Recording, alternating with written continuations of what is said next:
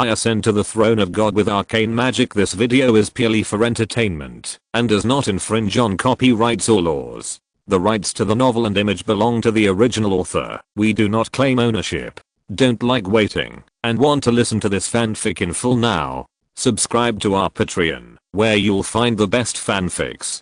Chapter 101. What? Your disciple is also called Lisi. On the same day that Lisi went to the Carl family Fez Royal School of Magic.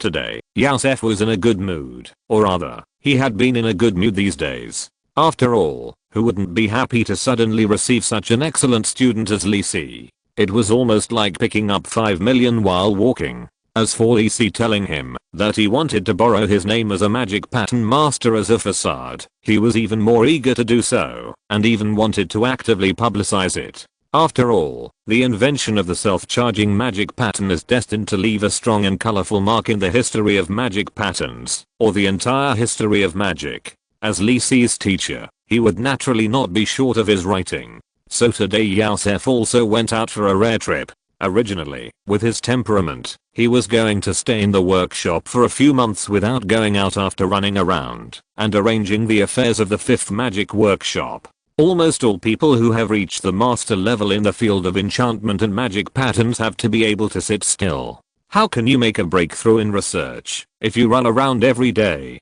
Yusef strolled slowly in the academy, heading towards the center of the academy. Passing by and recognizing him, the students quickly made way and saluted respectfully. After a while, Yusef arrived at his destination today, the office building of the Royal School of Magic of Fez. All the daily affairs of the academy were handled in the building. Yusef went straight to the 3rd floor, opened the door of the innermost room and walked in.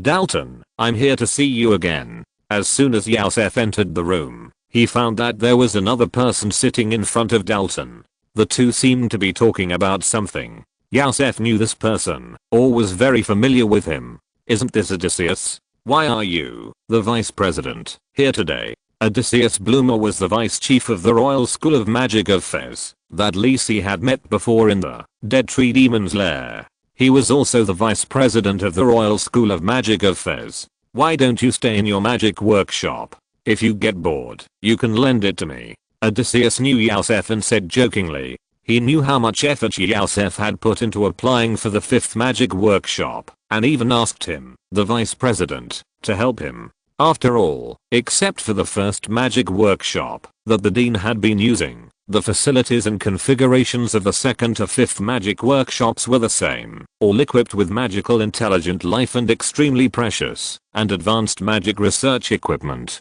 As for the 6th magic workshop, they were much worse. Because of the huge cost and the amazing funds required for maintenance, the academy and the kingdom were very reluctant to apply for the top 5 magic workshops. Before, only 2 vice presidents, including Odysseus, had the top 5 magic workshops, and now there is one more magic pattern master, Yusef. However, Yusef also paid a considerable price and promised to provide the kingdom with precious enchanted weapons and equipment every year. Go away, you already have the 3rd magic workshop, it's useless for you. Yusef laughed and scolded a few times, but it was just a joke between friends. Dalton on the side was not in such a good mood.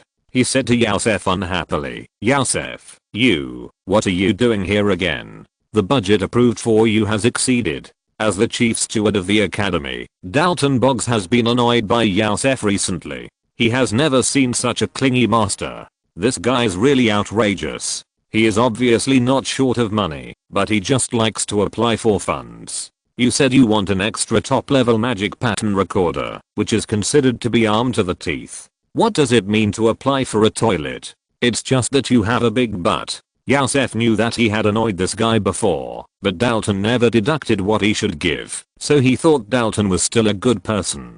Waving his hands carelessly, Yusef said, don't worry, I'm not here to ask you for funding today. Please help me adjust a student's information card.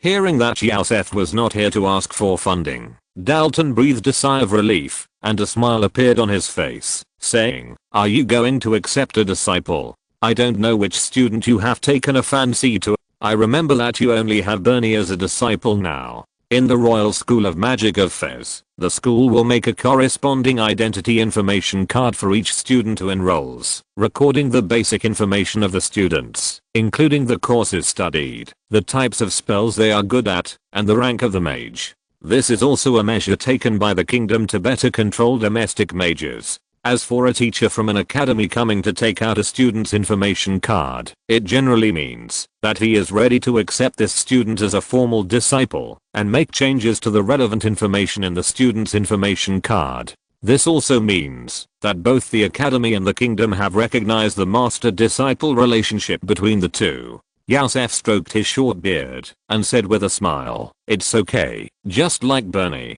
In fact, Yusef wanted to show off to his old friends how good Lisi was and how much he made him proud, but the relationship had not been confirmed yet. Little Lisi also said that he did not want to announce the existence of the self-charging magic pattern in the short term. Yusef could only restrain himself for a while. "Okay, what's the name of the student you are looking for?" Dalton said with a smile. As long as he didn't come here to ask for funds, anything would be fine. Yusef was willing to accept another disciple in the academy, and he naturally agreed with both hands. Generally, in this case, teachers and students need to confirm on the spot, but Dalton did not delve into it. You, a student, can be favored by Yusef, the magic pattern master. Do you have any other ideas besides agreeing? Otis watched from the side without saying a word. Although he came here today to accept disciples, he did not find anything wrong. Instead, he was a little curious about the disciple Yusef wanted to accept. But soon he was no longer curious. Arcane, he should have enrolled 7 or 8 years ago. Help me find him. Hearing Lys's name coming out of Yusef's mouth, Dalton's face became a little strange. Is it the Lys I heard 10 minutes ago? What? The disciple you accepted is also called Lys? Dalton looked at Otis sitting in front of him and found that the deputy dean's face also changed a little. What's wrong? Is there a problem? Yusef looked at Dalton's hesitation and asked curiously. I don't have any problem here. Dalton waved his hand, pointed at Otis and said, if it is the court Viscount Arcane, his information card is no longer with me, but with him. Yusef's face changed, and he looked in the direction Dalton pointed. Thank you for your support. Chapter 102 The contest to recruit disciples is about to begin. Yusef looked in the direction Dalton pointed and found that it was the vice dean who had just joked with him. His face changed and he pretended to be indifferent and said, why did you take Lisi's information card? Give it to me. Why should I give it back to you? Otis's face was calm and a pure white card slowly floated out of his hand and floated in the air. This is my disciple's information card. Okay, you old guy, I wanted to save some face for you, but you're trying to steal my disciple, right? Yusef couldn't hold back his anger anymore and reached out to grab the information card in front of Otis. What's the hurry? Otis waved his hand and a wind element formed a breeze that pushed Yusef to the other side of the room. As the vice chief of the Royal Mage Corps of Fez, Otis's strength was still better than Yusef. I'm very curious, Yusef. Why did you accept Lisi as your disciple? As far as I know, his performance in the academy before was very average. Otis took Lisi's identity information card in his hand and asked curiously. The two of them were apparently fighting for Lisi's information card, but the point was not who got Lisi's information card, but to make the other party give up the idea of accepting Lisi as a disciple. Otherwise, it was just an identity card, and the academy could just make another one. Obviously, the two of them thought that with their status and strength, Lisi would never refuse to become their disciple. He has an outstanding talent in magic patterns, is that okay? Yusef said unhappily. Anyway, although Otis is an arcane master, he is not very good at medium-sized magic patterns. What about you? Why are you fighting with me? Otis laughed and did not give a direct reply. Since the last time he saw Lisi, Otis has kept this matter in mind. After returning to the academy to handle related matters, he came here to get Lisi's information card. After all, according to what he learned later, Lisi has always been very low-key in the academy, and his classmates thought he was not talented, and had always been an ordinary bronze mage. But in Otis's eyes, that's different. Didn't Lee Si waste so much time at the bronze level just to accumulate knowledge and foundation in order to become an Arcanist? Odysseus is an Arcanist. How could he not know how difficult it is to become an Arcanist? To be honest, before meeting Lee Si, if someone told Odysseus that someone could become an Arcanist at the bronze level, Odysseus would definitely laugh at that person's ignorance.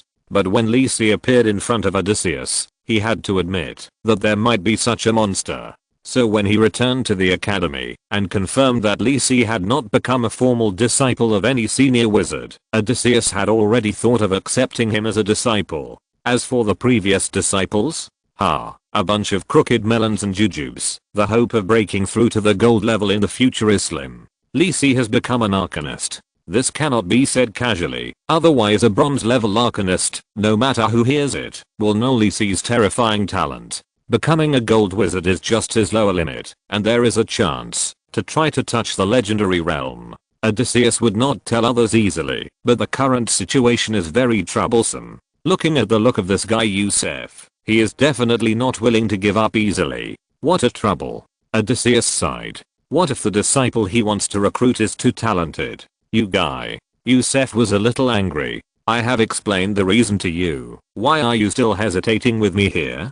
Do you really think I'm afraid of you? Yusef waved his hand, and a pure black staff with shining precious light appeared in his hand. If Lee Si was at the scene, he would definitely be surprised by the densely inlaid magic gems on this staff. My goodness, there are as many as 5 or 6 high level magic gems that are as valuable as emerald gems, and they are all the same type of fire element gems. In addition to the other low-level magic gems and the precious materials such as mithril consumed by burning magic patterns, this staff alone is worth 100,000 gold coins. This is not over yet. Another silver magic robe instantly appeared on Yusef. This is different from ordinary clothes. The magic fluctuations and auras emanating from it alone prove that this is an extremely precious magic equipment. In addition, various magic auras flashed on Yusef's body. Rings, necklaces, earrings, and brooches were all high-level magic equipment. If nothing else, Yusef had a lot of money.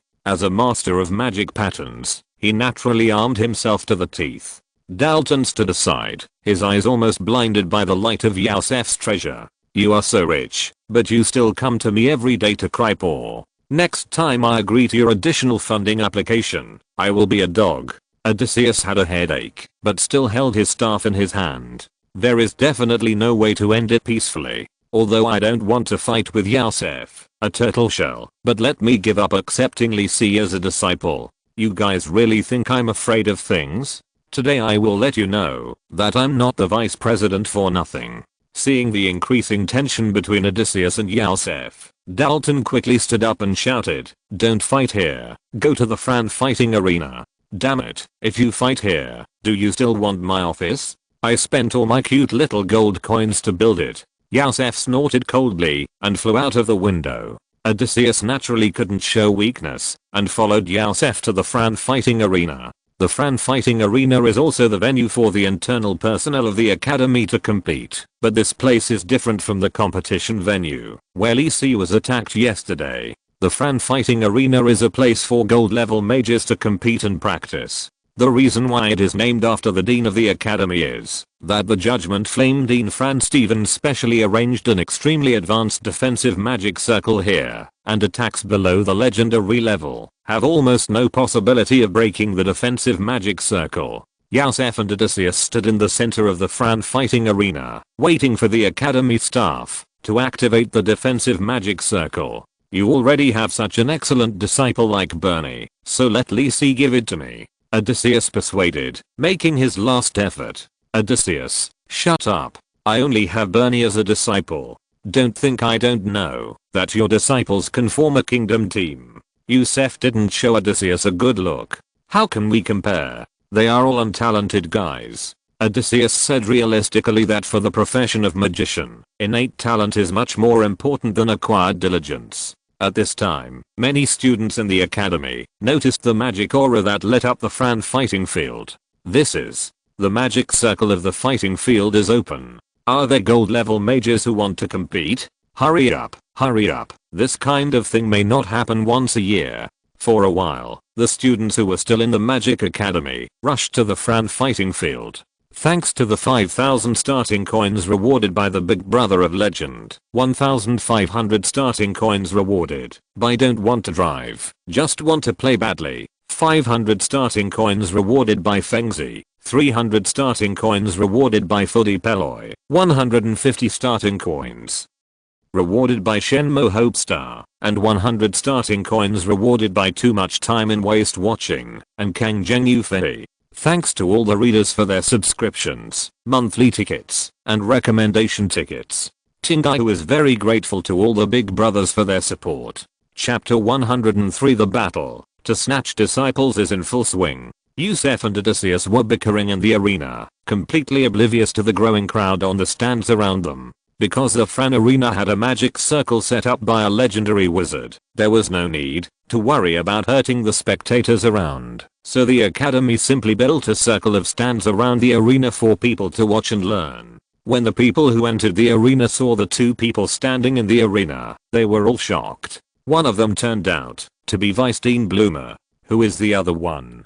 This is too exaggerated. He is covered in magic equipment. It seems to be Master Deha, the magic pattern master. Why are these two big men arguing and even activating the arena? Yusef saw that the defensive magic circle next to the arena had been fully activated, and the colorless and transparent magic cover enveloped the entire arena, so he stopped waiting for the jurisdiction. With a thought, the many fire magic gems on the luxurious staff shone with a dazzling red light, and an extremely huge crimson fireball condensed above Yusef's head.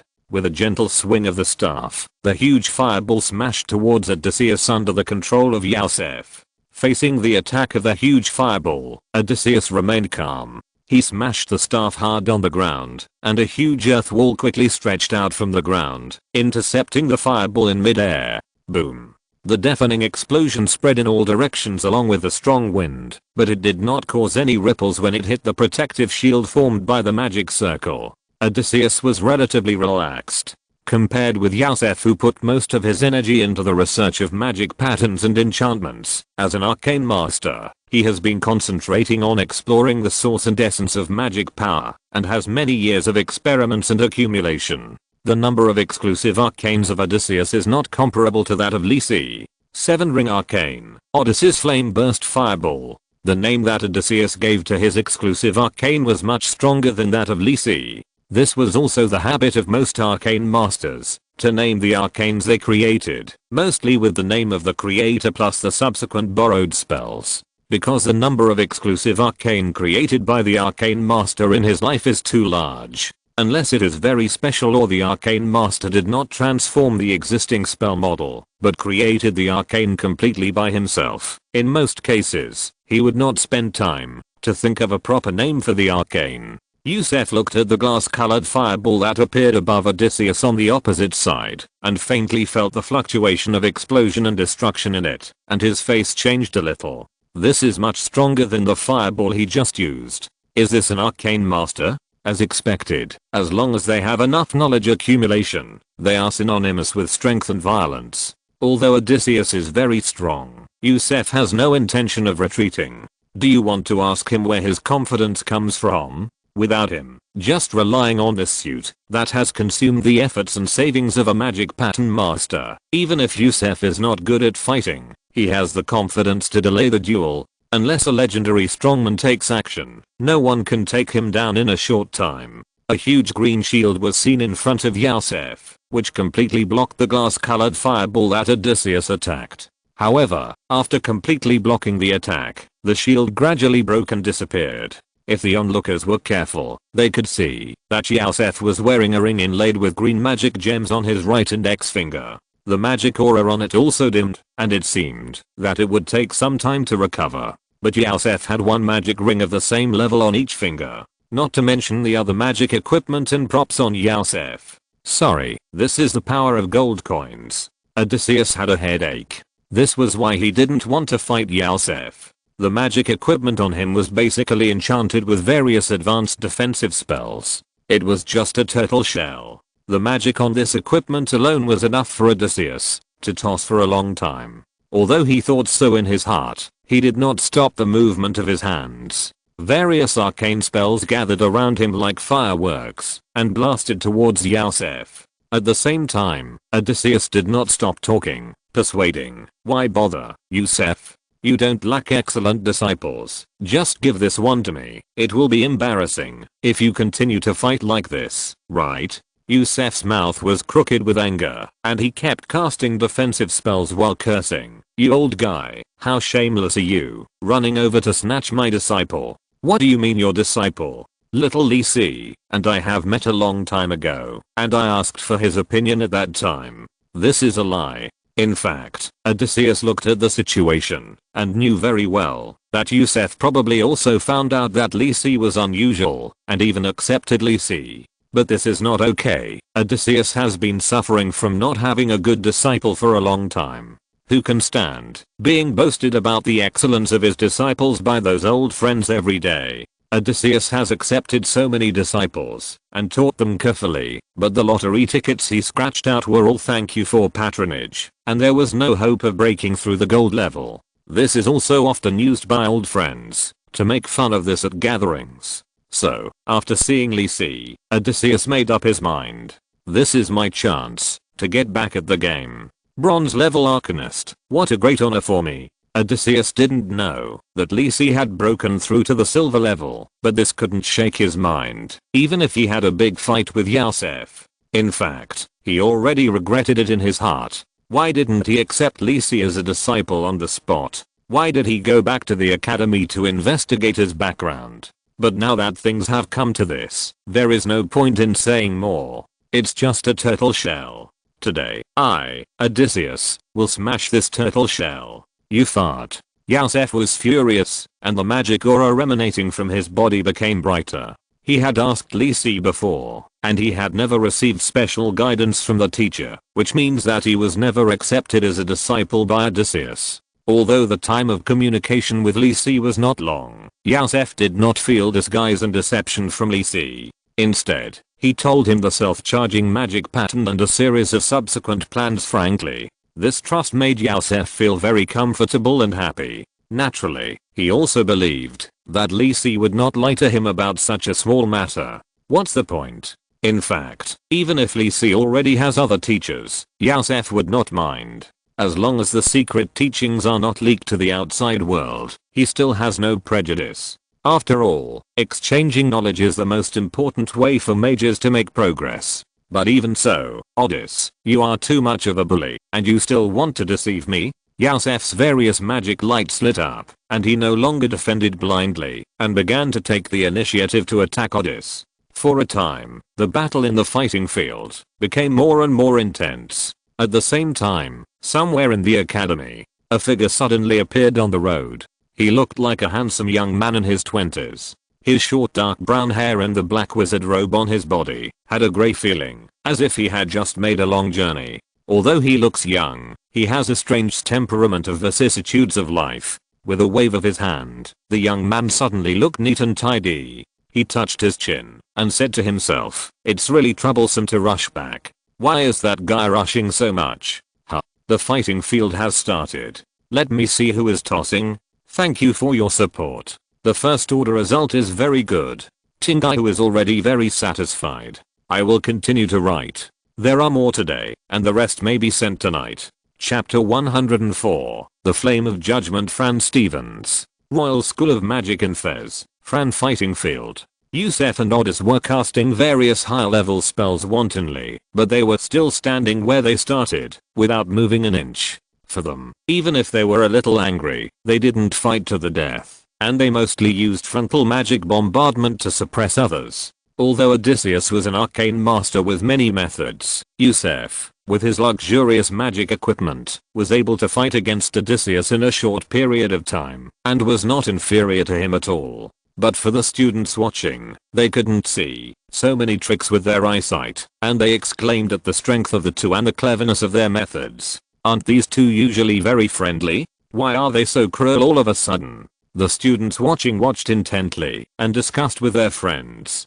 Didn't you hear? These two seem to be fighting for a student named Lisi. What kind of genius is this Lisi? He actually alarmed two big shots, and started fighting for his disciple. That's right. This one is the vice president of the academy, and the other one is a magic pattern master. I also want these two to accept me as a disciple. Then I will definitely have no problem breaking through the silver level.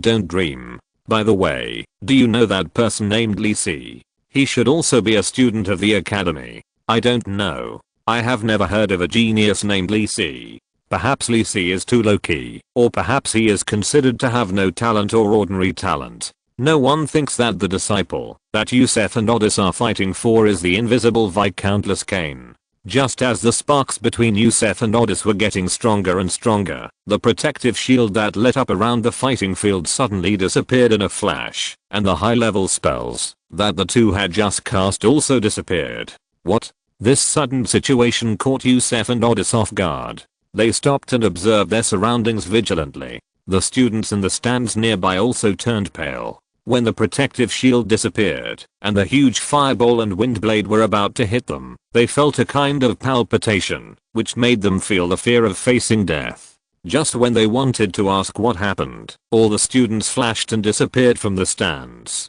When they recovered from the dizziness of teleportation, they found that they were already in the square in front of the academy gate. All the people who were teleported looked at each other, and passers-by also looked at this large group of students who suddenly appeared curiously. This.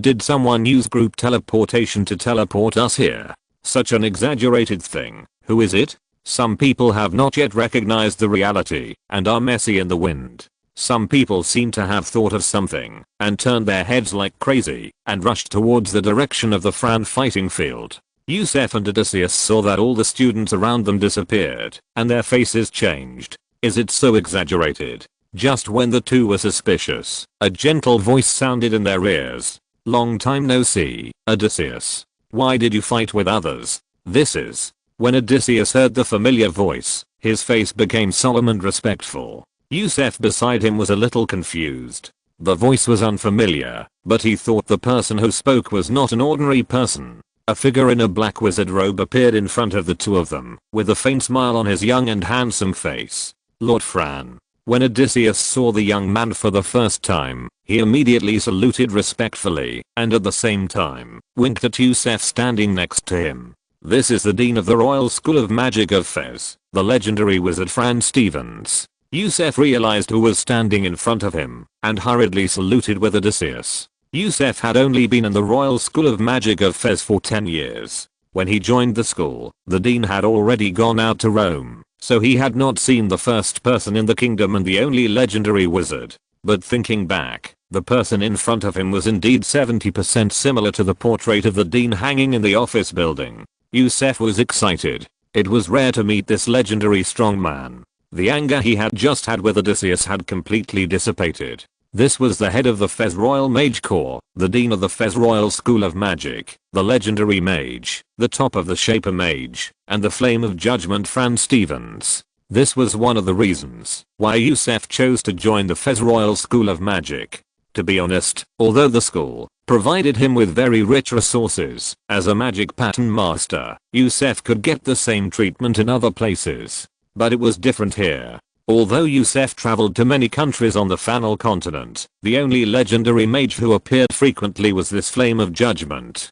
Being able to get guidance from a legendary mage was also one of the conditions for Yusef to join the school. Fran tilted his head slightly, as if he had received information from Yusef from the Academy's magical intelligent life, nodded and said, Yusef, right? You're a good young man. You've reached the level of a high-level magic pattern master at such a young age. Keep working hard. You can come to see me while I'm in the academy. Yusef was very excited and didn't care at all that he was called a young man. After all, after every life breaks through to the legendary level, the lifespan will be greatly extended, at least around 500 years. In addition, legendary masters have various means to extend their lifespan. So don't be fooled by Fran's young face, but his actual age must be much older than himself, who is only 50 years old. Yusef bowed again and said respectfully, thank you for your generosity, Mr. Stevens. Yes. Fran turned to look at Odysseus, and asked with a smile, so what's going on, Odysseus? I saw you and Yusef competing here as soon as I came back. Are you the vice president, so idle? Odysseus was quite familiar with the dean. When the dean was not around, he was responsible for most of the affairs of the academy. He knew that the dean was teasing him. Nothing serious, I just practiced with Yusef because I was not familiar with him. Oh. Seeing that Odysseus still wanted to hide something, Fran's smile became even stronger. He tilted his head to look at Yusef and asked, "Tell me, Yusef, what's the matter?" "Yes, Mr. Stevens." Yusef stood up and pointed at Odysseus and said angrily, "This vice president insisted on snatching my disciple. It's too much. I didn't. Don't talk nonsense." Odysseus immediately used a set of 3 consecutive sacrifices, lowering his head and ignoring Yusef's accusations. "Is that so?" Fran touched his chin and became interested. "What kind of talent can make you a vice dean and a magic pattern master fight for it? I'm very curious, Odysseus." Chapter 105. Why are you two trying to steal my disciples? Feeling the dean's gaze on him, Odysseus could no longer hide it and said honestly, "A student of the academy named Arcane. He is a bronze level Arcanist." "Arcanist?" Yusef turned his head and looked at Odysseus in shock. No wonder Odysseus was shameless and wanted to compete with him for a disciple. No wonder Lys's talent and level in macro magic patterns are so high. It turns out that he has changed his job to become an Arcanist. As a master of magic patterns, Yusef knew very well what an Arcanist represented.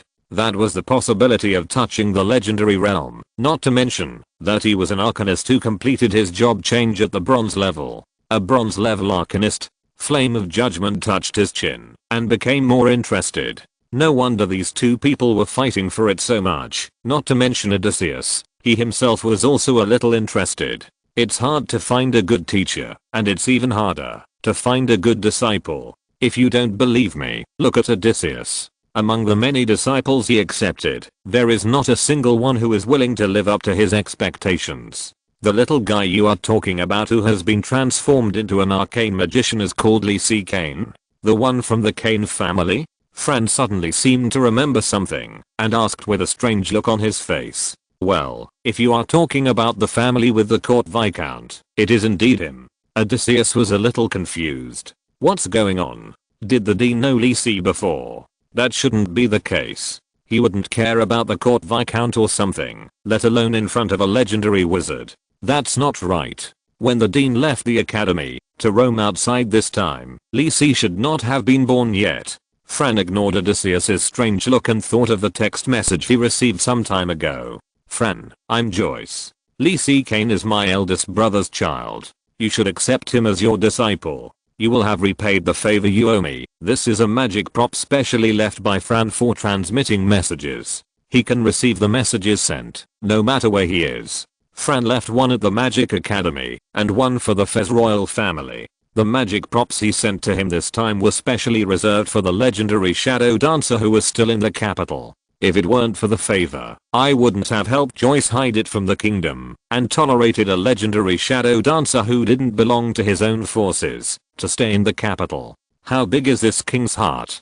However, Joyce also promised not to attack the royal family without reason, so Fran helped him hide it. So Joyce stayed in the capital for so many years without being noticed by the legendary monk in the palace. There is no way. It's not easy to repay the favors owed, especially those owed to other legendary masters. It's just to accept a disciple, which is already quite easy. So after receiving this message, although it was far away from the kingdom of Fez, Fran still rushed back through continuous long distance transmission. So, the disciple that Joyce wanted me to accept was also this Kane. Fran had already made up his mind that he had to repay Joyce's favor. If Lisi had better talent, he would spend more time on it. If his talent was average, he would just teach him a little. I think Joyce knew this in his mind. But he didn't expect that Lisi's talent was not just better, but a little too good. Fran only changed his job to an arcane master after he was promoted to the gold level and broke through the legendary realm step by step. He naturally knew the significance of the arcane master, so he was very interested in Lisi. With the talent shown by Lisi, he was fully qualified to become his disciple. It was good. Not only could he repay Joyce's favor, but he could also accept a good disciple. He was lucky. Fran's mind moved, and he felt that it was different from what he had thought before. This was a good deal. In fact, although Joyce knew that Lisi changed his job to an arcane master and had outstanding talent, he was not a mage after all, and he didn't know how outrageous it was to be a bronze level arcane master, so the situation came about. According to his original plan, Fran was going to let Lisa be his disciple, but Lisi's change in progress changed his mind. Who did I think it was? You guys are trying to snatch her away from me. It turns out you are trying to snatch her away from me. That's fine. Fran smiled and looked at the two people in front of him and said, "What?" Yusef and Otis looked at each other. When did Lisi become a disciple of Flame of Judgment? How come we didn't know? Seeing the suspicious eyes of the two people looking at him, Fran cleared his throat and his face became serious. "Why, do you suspect me of lying? In fact, although Lisi's talent is good, it's just so-so. If it weren't for an old friend asking me, he would still be a little short of being my disciple. So that's how it is." It seems that there is a big man behind Lisi. Yusef and Otis had this thought in their minds and quickly stopped questioning. Are you kidding? They only have the courage to resist with their eyes. It's good enough that the legendary strong man can explain to you. What else do you want to do? Besides, they didn't think the dean would joke about this matter. After all, if he really wanted to force Lisi to be his disciple, they wouldn't dare to have any objection. Okay, go back early. Don't be so impulsive next time. Others will think that our academy is full of warmongers. Fran waved his hand and disappeared in front of Yusef and Otis, along with Lisi's identity card on Otis. Alas, Otis was a little melancholy because he didn't receive the disciple he wanted. He ignored Yusef and flew straight to the outside of the fighting field. Yusef didn't do that like Otis. After all, Lisi had already admitted that he was his student. Yusef didn't care about arguing with Otis, but he didn't care about arguing with Flame of Judgment. He was in a good state now, and it seemed to be more proud for him that his student was favored by a legendary wizard. This time, the sparring with Odysseus was good. After being bored for so long, I need to move my body. Anyway, the magic power of the magic equipment will be restored the next day, so there is no loss at all. Especially since Sir Stevens has returned to the academy. This is also good news for Yusef. He joined the Royal Magic Academy of Fez to get the guidance of the legendary wizard. Fran just said that he could go to ask for advice during this period of time. This made Yusef, who had been waiting for 10 years, feel like the clouds have cleared and a moon has appeared.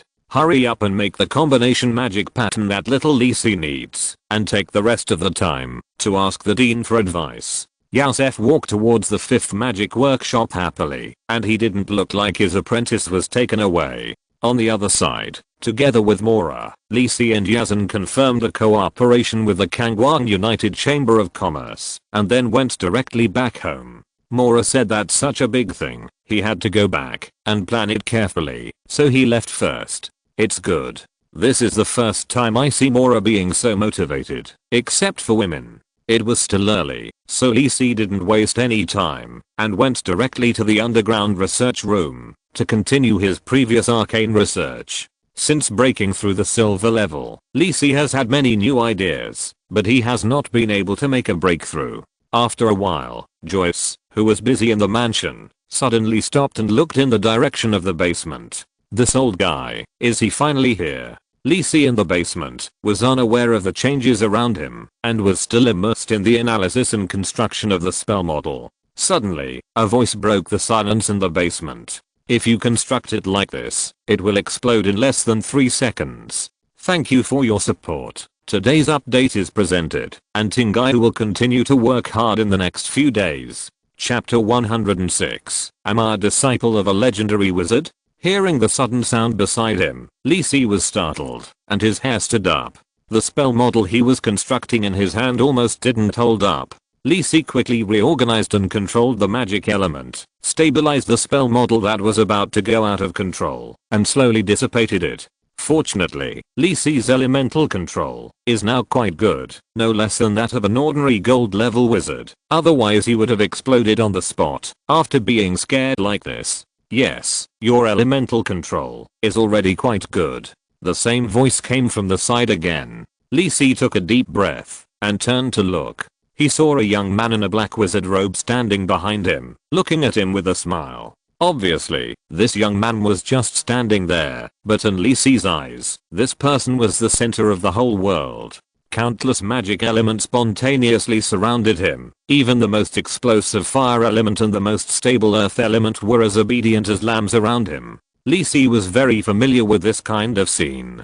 Without any hesitation, he bowed his head and saluted. "Respected Sir Stevens, it's an honor to meet you." "Oh, have you seen me?" Fran said with a smile. Although he looked very friendly, it put a lot of pressure on Lee Si. Why did this big man return to Kangwang City at this time? He had only returned after the assassination on the Holy Festival in his previous life. And he appeared in his own laboratory? Lee Si's brain was turning rapidly, thinking about all the possibilities, but he replied respectfully, "Yes, I have seen the portrait of the Dean in the Academy." Not to mention that Lee Si had seen this judgment flame in his previous life, even with the outrageous situation around him. Who else could it be, except a legendary mage, and Kangwang City happened to be the residence of a legendary mage. Fran waved his hand, and two chairs leaning against the wall floated over out of thin air. "Sit down," Fran said with a smile, and sat on one of the chairs first. Obviously this is Lee Si's house, but Fran acted as if it was natural for the host to act like a master, but Lee Si didn't think anything was wrong. Just kidding, this is a legendary strongman. He would act like this, even when he went to the king, not to mention a little viscount like himself. Lee Si also sat down on another chair obediently, waiting for the boss's orders. Fran suddenly turned his head to look at the shadow on the wall, then smiled and said to Lee Si, "You are Lee Si, right? I heard from Odysseus that you are already an arcane master." In fact, when Fran saw Lee Si for the first time, he confirmed that he was a real arcane master. The strange phenomenon of magic element gathering around Lee Si's body was extremely conspicuous in the eyes of fellow arcane masters. "Yes, Dean. That's right."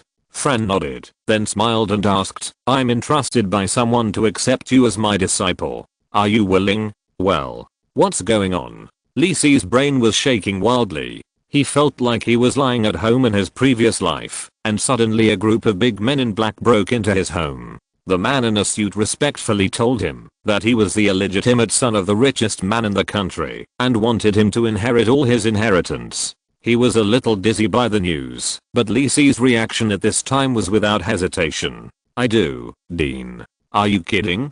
This is to become a disciple of a legendary wizard. Seriously speaking, just based on the identity of a legendary wizard's disciple, his status is no lower than that of the second prince, Jatan. There is no need to worry about the second prince assassinating him.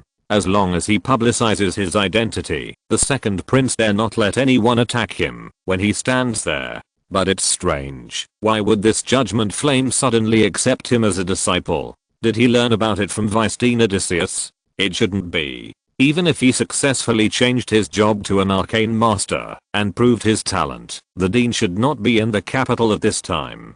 He can't come back just for him. And, as I just said, entrusted by someone. The elders of my family should all be gone. Could it be that? Lee Si suddenly had a vague guess, but he still needed to confirm some things. "Well, you can just call me teacher in the future." Fran was also quite satisfied. It was much better to have such a genius as a disciple than to teach a wooden man. "Yes, teacher." Lee Si called very smoothly, as if he had practiced it many times. "Haha."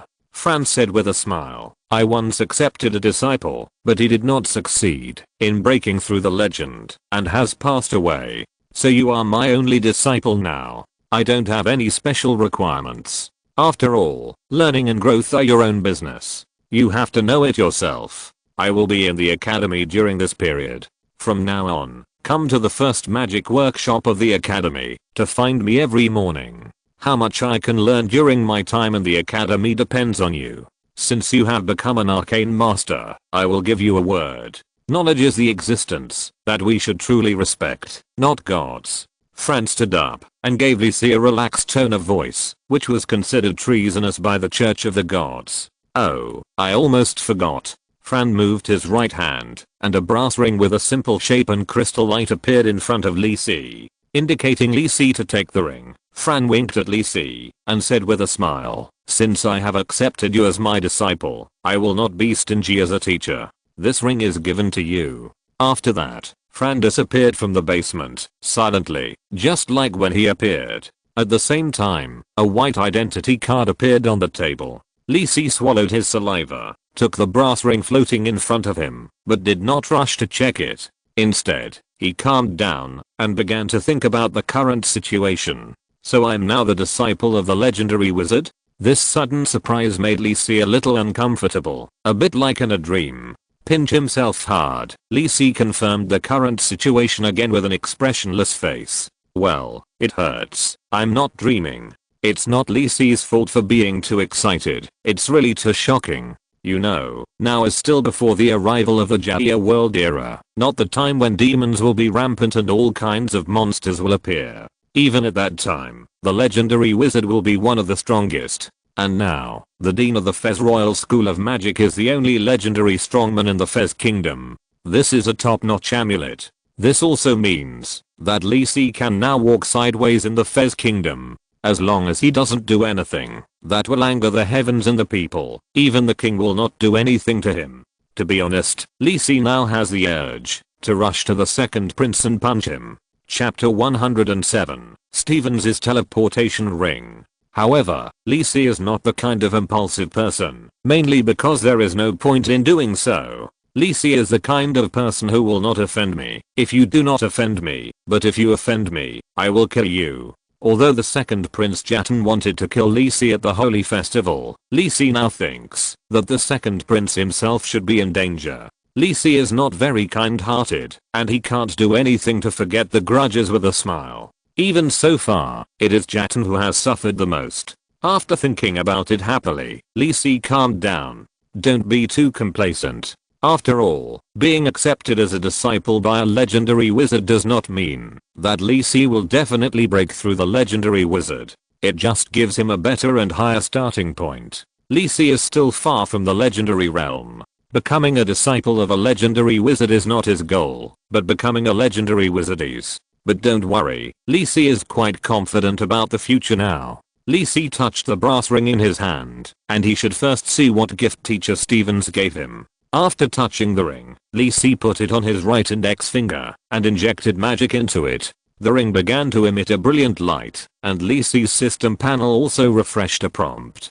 You get the equipment, Stevens teleportation ring. Equipment, Stevens teleportation ring. Introduction, a magic ring from the legendary wizard Fran Stevens, using extremely special materials and alchemy, engraved with an extremely complex magic array, allowing you to use space teleportation spells at no cost. Equipment effect 1, teleportation. You can use the 5-ring spell teleportation 3 times a day. Equipment effect 2, advanced teleportation. You can use the 7-ring spell advanced teleportation once a day. Equipment effect 3, dimensional shield. You can use the 7-ring spell dimensional shield once a day. Equipment effect 4, your own mana recovery speed plus 10%. Equipment effect 5, space spell damage resistance plus 10% TSK. Somewhat invincible, this ring. Li Si stared at the brass ring in his hand in amazement. The gift from his teacher was too expensive. Touching the tiny and precise magic pattern circuit on the ring, Li Si was amazed at the legendary wizard's exaggerated skills and handwriting. Teleportation spells are different from ordinary attack and defense spells. They are very difficult to master and cannot be reproduced through simple magic pattern combinations. This is why magic wands and magic equipment often have spells of attack and defense, but teleportation spells can only be achieved through precise magic arrays. The teleportation ring given to him by Judgment Flame actually achieved the handwriting of enchanting teleportation spells by engraving macro magic arrays. It was really terrifying. It is estimated that Yusef Deha, a magic pattern master, could not do it. This Stevens teleportation ring is much stronger than the most precious magic ring Li Si got in his previous life. Is this the handwriting of a legendary wizard? Teleport can be used 3 times a day. There is nothing much to say. Although it is not convenient to use in Kangwang City, it is a magical skill for outdoor adventures. The only shortcoming of this spell is that the spatial positioning coordinates need to be set in advance. Advanced Teleport can be used once a day. This is a high-level spell of teleport. Advanced Teleport can ignore spatial fluctuations and break through most spatial blockades. It can also be used without spatial positioning coordinates. Non-directional teleportation. It is really a magical skill to save lives. Dimensional Shield can be used once a day. This is a rare protective spell in spatial spells. In addition to the protective ability that the 7-ring spell should have, its judgment level is very high and can be immune to negative effects below the same level. The combination of Advanced Teleport and Dimensional Shield can already cope with most dangerous situations. It is estimated that Teacher Stevens gave me this ring so that I can keep it to protect myself and avoid the untimely death of my disciples. As for the two effects of increasing my own mana recovery speed and spatial spell damage resistance, they should be attached when enchanting, which is better than nothing. Having said that, although Lisi has broken through to become a silver mage and can try to learn 5-ring spells, because of the high difficulty of learning space spells, Lisi has not yet mastered teleportation. However, Lisi is not in a hurry. In his previous life, he mastered teleportation after becoming a gold mage. As for advanced teleportation, few players can master this advanced spell, and Lisi is naturally not good enough. Now that Lisi has Stevens' teleportation ring, he can use teleportation and advanced teleportation many times to deepen his understanding of space energy. Presumably, the probability of mastering these two space spells will be higher. Playing with the newly acquired magic ring, Lisi's mind began to turn to the impact of becoming a disciple of a legendary mage. He became a disciple of a legendary mage. This matter cannot be concealed, and there is no need to conceal it. This is actually a good thing for him. With the legendary mage as his backer, many things that he needed to worry about before can actually be implemented now. Do you want to change your plan? Lisi was thinking that the civilian enchantment products could not be moved and they had to proceed according to the previous plan. It was not that Lisi was too cautious, but the changes and influences brought by the self-charging magic pattern were too great. This would affect the invention of Fanal Continent and even the entire Jaia world. If it was ordinary interests, others might give Lisi face because of his status as a disciple of a legendary mage, but such huge interests would be useless, even if the legendary mage Fran Stevens came, let alone the disciple of a legendary mage. You have to know that after the value of the self-charging magic pattern was truly developed, it caused a chaotic fight. Not to mention several legendary masters. Even the Church of the Gods couldn't help but be tempted. Now it is better to keep a low profile and take it slowly. Just make tens of thousands or hundreds of thousands of gold coins first and wait until your strength is improved. As for the Holy Festival and the Second Prince, to be honest, Lisi wants to give up his plans. Gold level assassin, right? I have a shadow amulet in my left hand, which has the legendary shadow shield and shadow jump. I have a Stevens teleportation ring in my right hand, which has a advanced teleportation and dimensional shield from the legendary wizard. With these two preparations, what can I do if I stand here and let you assassinate me? Oh, and there is also a gold boss level vampire Angela to protect me. Unconsciously, Lisi suddenly felt that he no longer had to worry about the danger of assassination. I'm not in danger, then. Attack and defense change, Jatan. There is another chapter tonight. Chapter 108, the first magic workshop. While Lisi was still in the underground research room, on the second floor of the mansion, in Joyce's bedroom, Fran Stevens, who had just left the basement, appeared directly in the room and sat on a reclining chair beside him. On the other side was the butler Joyce, who poured a glass of wine that was shining with emerald green light into the glass and placed it in front of Fran. Fran looked at Joyce's grey temples, smacked his lips and said, "You are obviously still very young. Why do you have to look so old? You have to be like an old guy like you, pretending to be young at such an old age." Joyce didn't care. He changed his appearance on purpose, otherwise it would be unreasonable for an ordinary person who had been in the mansion for more than 10 years to still look like a young man. So just for your deceased elder brother Brandon, you just use the favor? I remind you, you risked your life to help me last time. I feel a little embarrassed to pay you back so easily. Fran said with a smile. The relationship between the two legendary masters seemed to be good. It doesn't matter whether it's worth it or not. I think it's worth it. Joyce didn't care about these things and said, if you feel embarrassed, just spend more time. Of course, don't worry, little Lisi has a good talent. Fran took a small sip of the emerald green wine and asked in surprise, this is brewed from the sap of the tree of life of the elves. Where did you get this good thing? In front of friends of the same level, both of them relaxed a lot. I use the shadow incarnation to make it. I have been staying in the Kangwang city, you know it. Your shadow incarnation is really useful. I will study and make one next time. The second day, Feast Royal Magic Academy. Lisi got up early and came to the affairs building of the academy before going to the first magic workshop. When the teacher left yesterday, he left a white card. Lisi checked and found that it was his ID card. He probably understood what the dean meant. He knocked on the door gently. After receiving the reply of come in, Lisi pushed the door open and walked in. Dalton Boggs, the chief steward of the college, was sitting behind a large desk.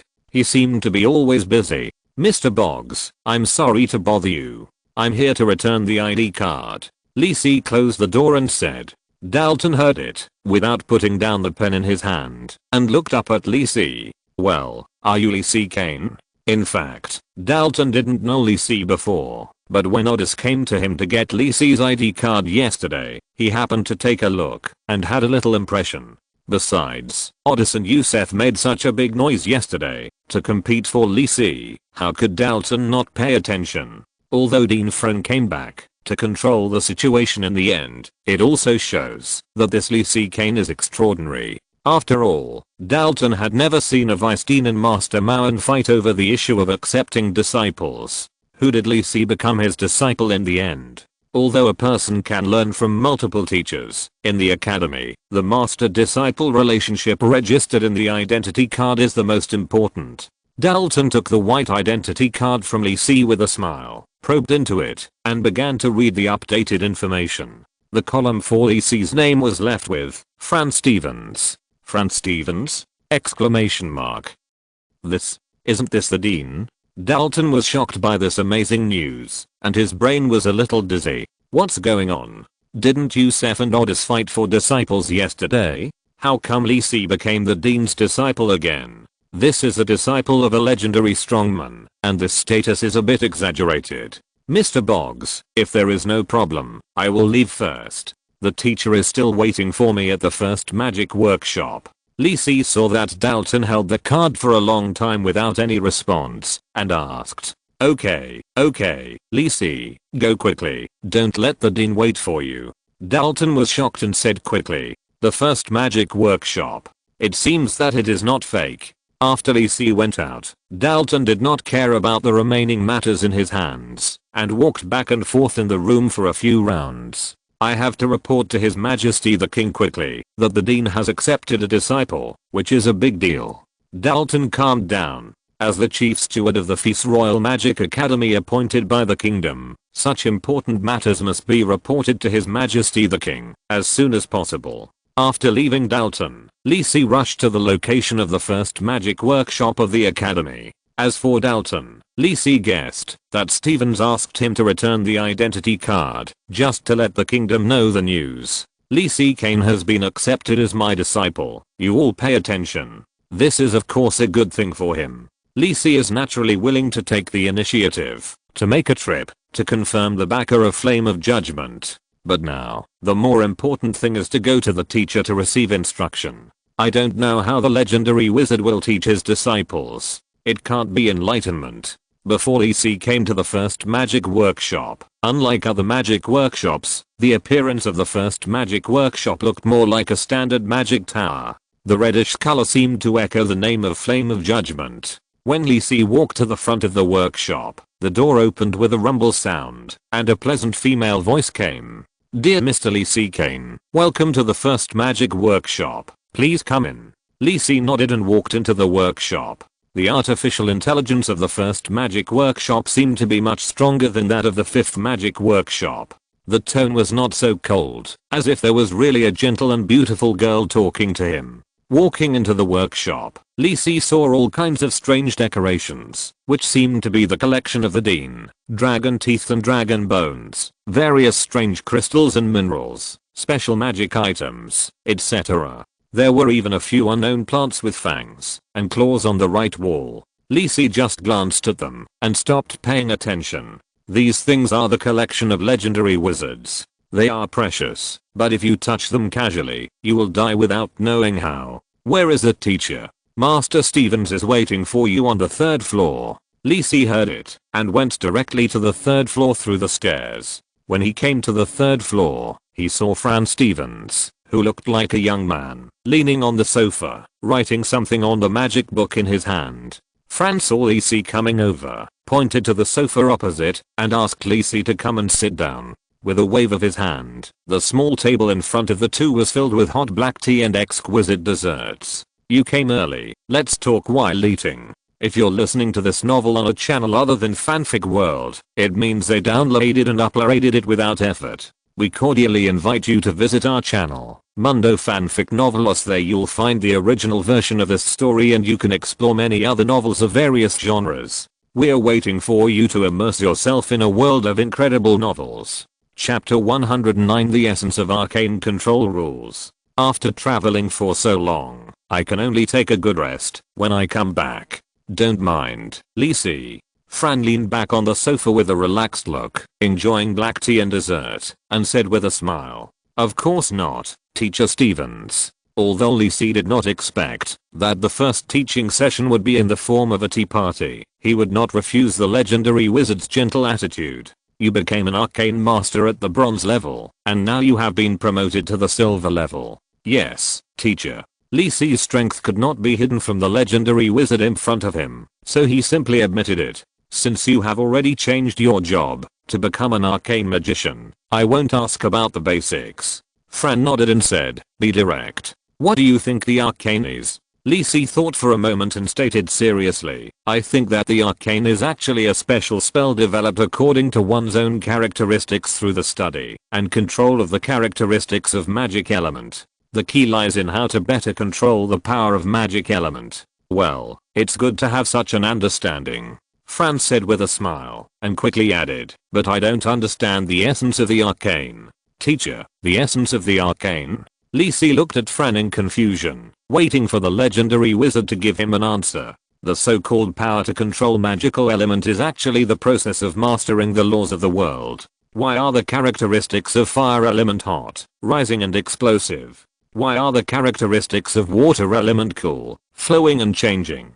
Why does the wind element represent lightness and the earth element represents heaviness? These are the world laws that were clearly defined at the beginning of the birth of Jaia world, and in the process of the world's improvement, more and more laws are constantly precipitating, emerging, and solidifying. It is because of these world laws that we have the world we live in now. As he spoke, as Fran's fingers moved, visions formed by the element of fire, water, wind, and earth appeared around Lisi, constantly demonstrating to him the characteristics of these elements. Of course, as the world of Jaia continues to develop and progress, new world laws will emerge, such as punishment, hunting, killing and other higher level world laws, which are also the domain of the gods.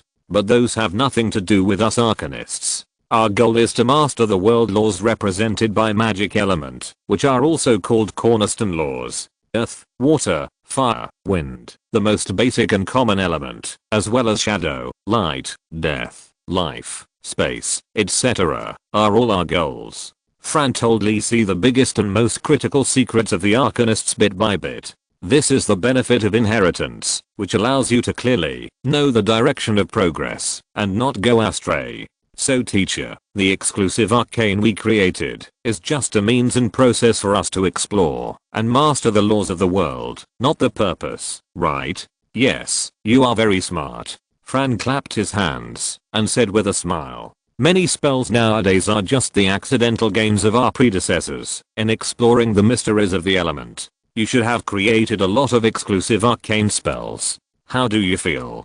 Lee Si thought of his previous understanding and frowned and said, I think I was just messing around before. I was lucky enough to create a new arcane spell, so I was complacent. It was only later that I woke up. Yes, this is also a mistake that young people like you who have changed jobs to arcane spellcasters in advance can easily make. If you have been promoted to a gold spellcaster, it will not be like this. Fran waved his hand, and a small ordinary fireball appeared in front of him. He pointed at it and said, do you find anything different about this fireball? Lee Si carefully observed the fireball in front of him. It was full of fire element, hot and dangerous, but that was all. Seeing Lee Si shaking his head, Fran squinted his eyes and condensed another fiery red sphere and asked, what about now? Lee Si looked at the fireball that Fran had condensed. It was obviously also a manifestation of the fire element, but it did not have the hot and explosive feeling of the fire element. Instead, it gave him a cool and gentle feeling. Lee Si thought his perception was misleading and reached out to touch it in disbelief. It was indeed no different from what he had perceived just now. It was clearly a fire element, but it gave him the feeling of facing a water element. Fran looked at Lee Si's puzzled expression, smiled and dissipated the two fire element spheres in front of him, picked up the black tea, and took a sip.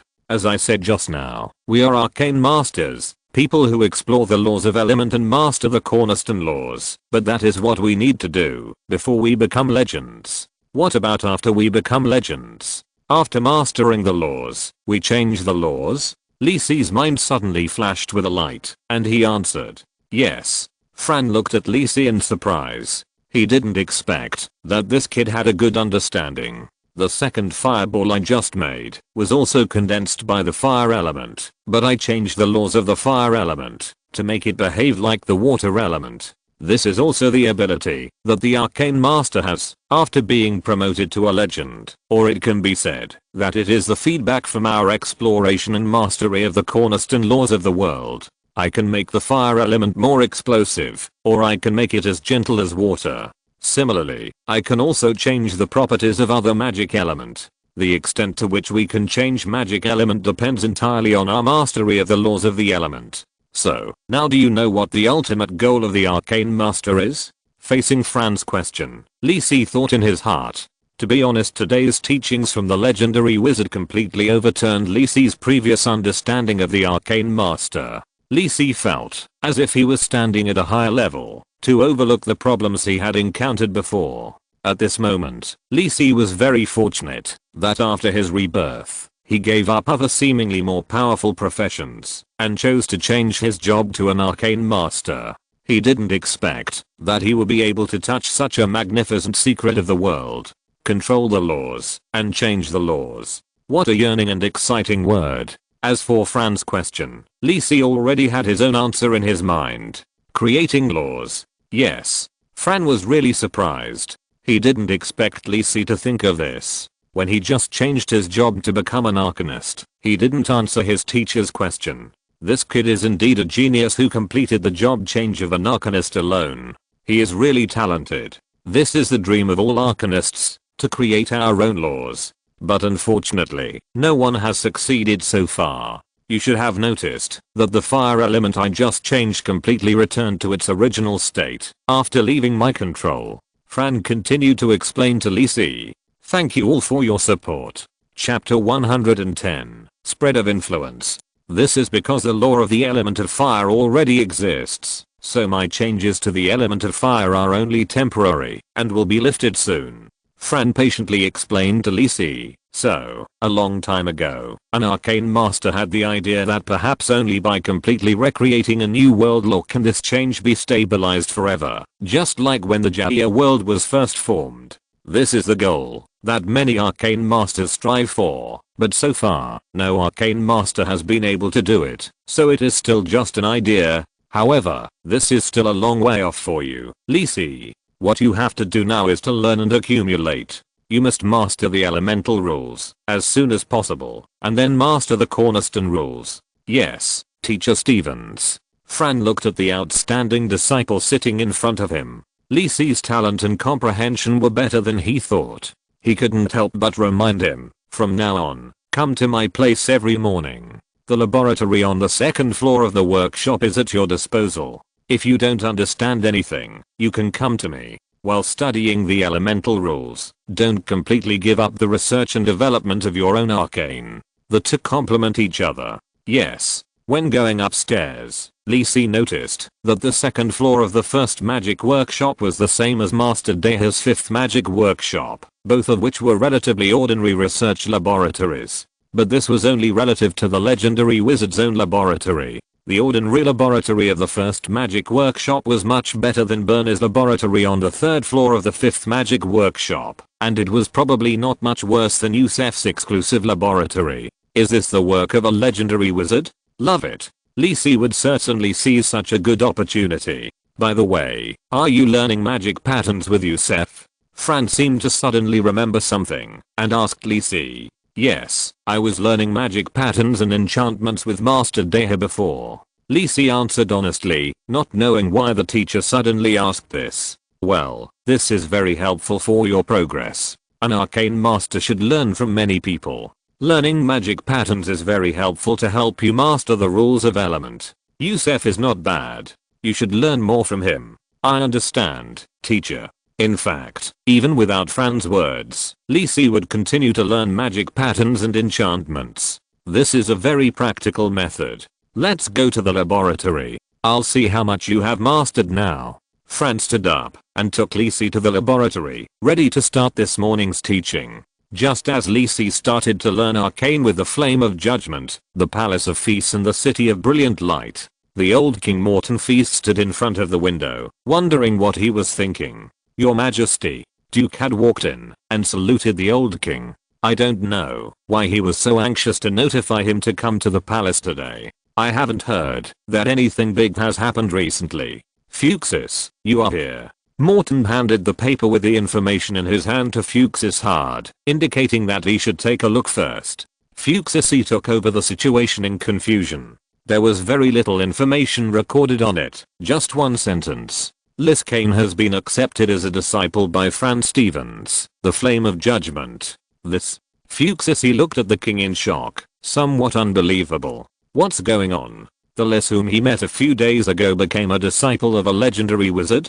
Too outrageous. Fuchsis, I want to know, while this was accepted as a disciple by the Flame of Judgment? Morton Feast said in a deep voice, is it because of some special reason, or is it because Viscount Kane's talent is already enough to be valued by the legendary wizard?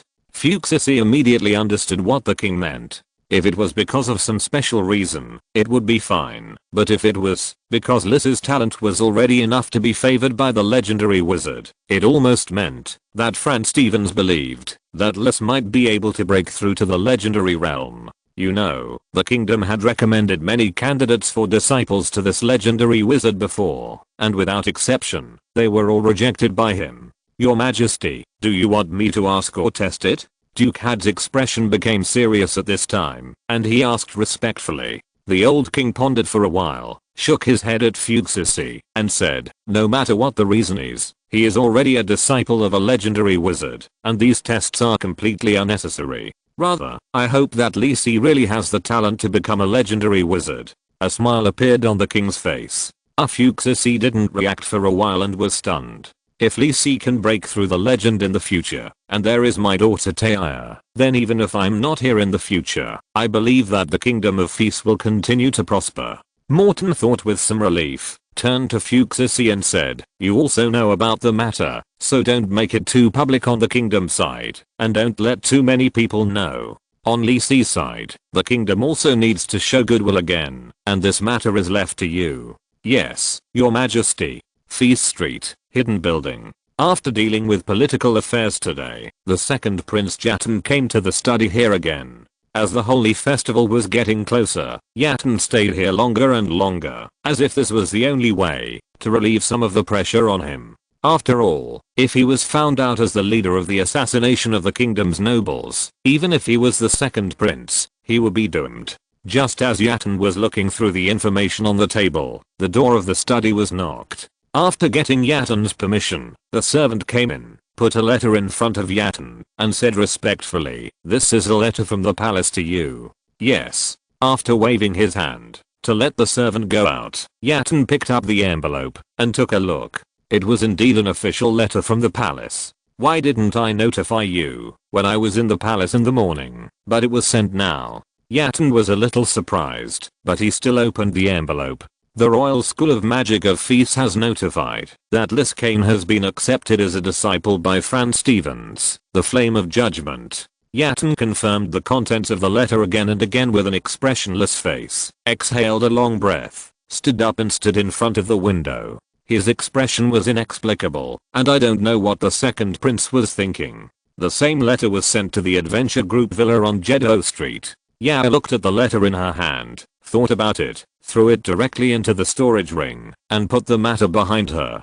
In her experience, the letter sent by the palace must be no good, and she might have to go back to accept the nagging of the old king. It is better to just ignore it and say that she forgot to read it if something really happens. Anyway, she really didn't open it. Although it was much later, this shocking news gradually spread among the upper class of Kangwang City in the next few days. This Viscount Arcane gradually became the focus of everyone's conversation at the banquet.